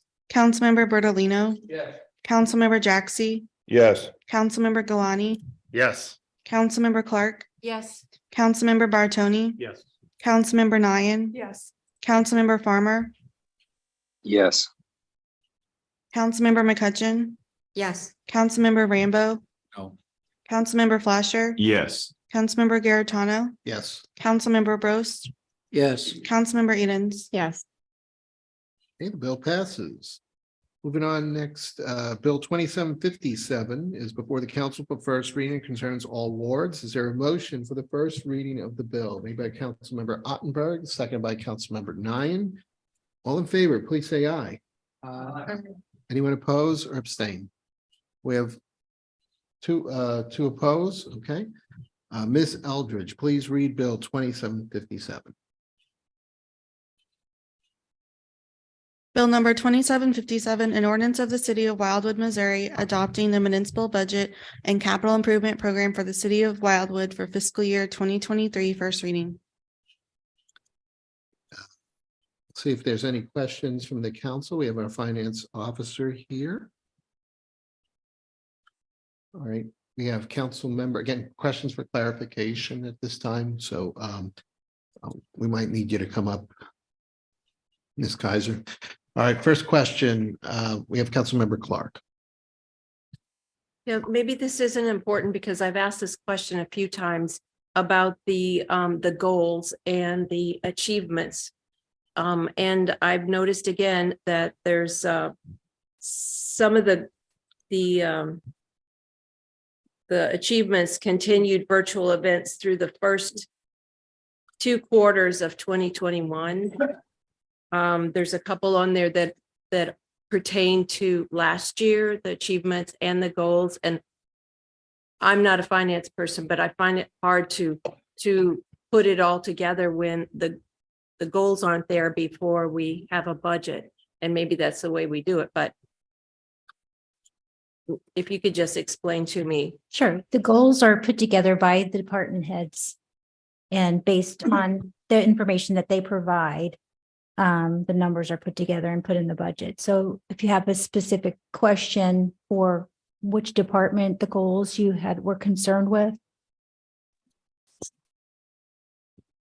I believe that the department is planning and park, but I didn't go through each one specifically again, because this time I just flipped through and I saw that there's some still talking about the 25+1 anniversary. And so I just need to see what the goals are to relate it to the rest of it for myself. Director of Planning and Parks, Vunich, is that just a cleanup issue that we need to address in the budget? Ms. Kaiser, it certainly is, and we'll have new goals, new accomplishments, the complete package, so to speak, before the budget is presented for final passage. And Ms. Clark, if I may, it's just a matter of time management. The budget is on a very tight schedule, and along with the budget, as you know, the Department of Planning and Parks and the Department of Public Works has quite a bit of other things going on. And sometimes there's just so much, let's say, time that you can squeeze out of a day. Thank you.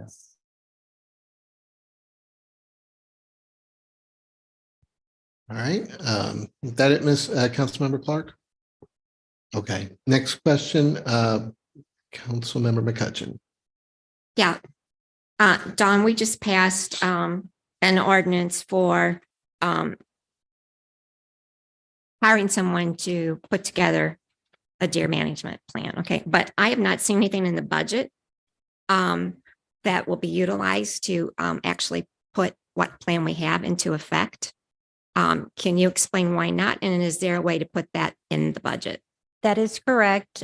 We currently have a balanced budget with a revenue over expenditure out of our operating budget at roughly $42,000. So there will need to be some amendments to other line items or fund reserves. So those are discussions that would need to include probably the city administrator and all of city council to determine where those funds will come from, because right now our operating budget is pretty tight. Okay, thank you for answering my question. Any other? Okay, so that's it. Any Councilmember Edens? Yes, I would just love it between now and then the second reading of the budget, if you guys got together and had an official recommendation from council. You know, we went through everything. We can't scrape up any more money. It's going to have to be reserves, or we can eke out $10,000 here and the rest is reserves, whatever combination that looks like.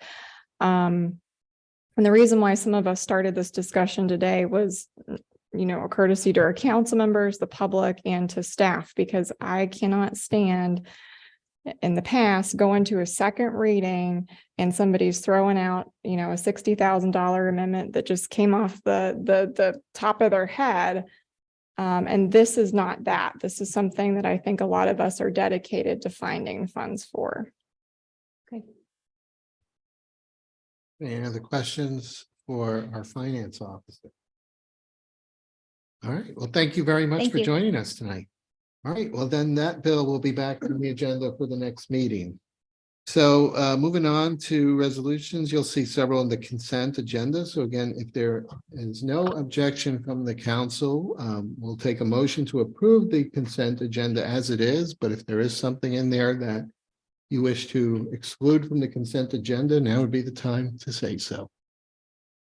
All right, seeing none, then if I can get a motion for approval of the consent agenda made by Councilmember Ottenberg and seconded by Councilmember Brost. All those in favor of the motion, please say aye. Aye. Anyone opposed or abstain? And the motion passes. So now that brings us to miscellaneous. If anyone has anything under miscellaneous, now's the time to speak. Councilmember Galani, have your hand up? Yeah, I was just gonna make a quick comment since I know we're gonna talk about this at the next meeting regarding having one or more meetings per month. I would just advocate that today we've had very extensive conversations and debates over numerous different topics. And we had a pretty healthy amount of public participation. And we also had, with all due respect, Joe, Mayor Pro Tem, I would advocate Jim Wise a little faster than you. Just making a point. But with all that being said, and God, I love you, but we're still done at 8:30.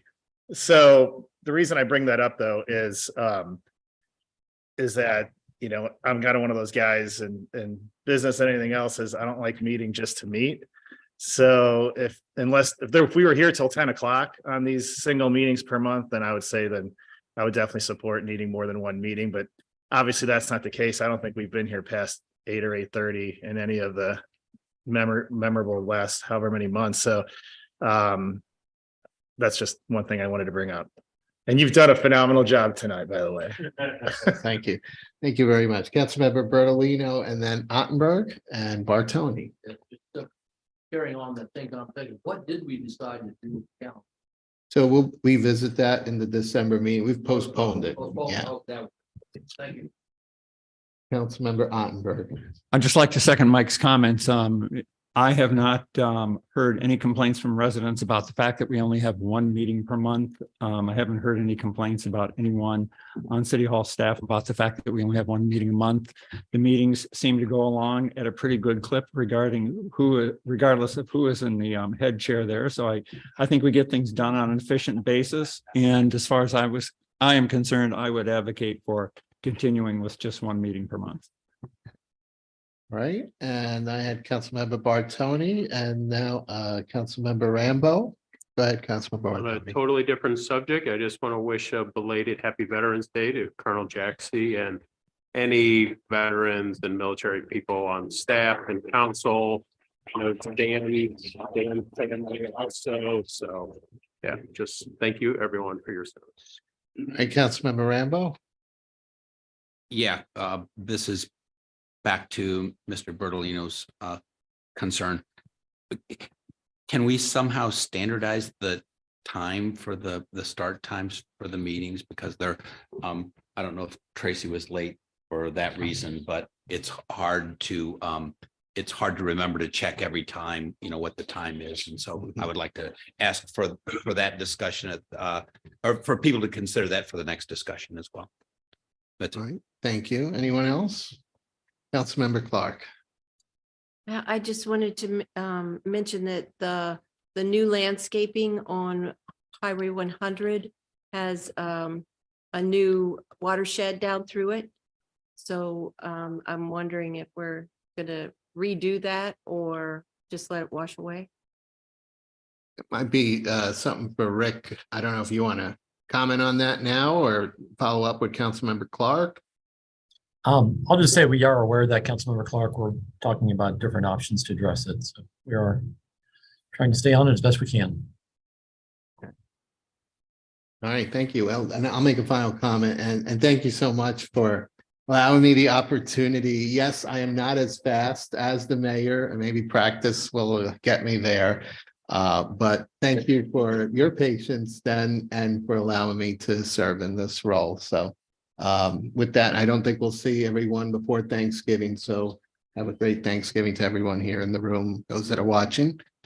And with that, motion to adjourn. Councilmember Bertolino, seconded by Councilmember Dodwell. All those in favor of the motion is non-debatable.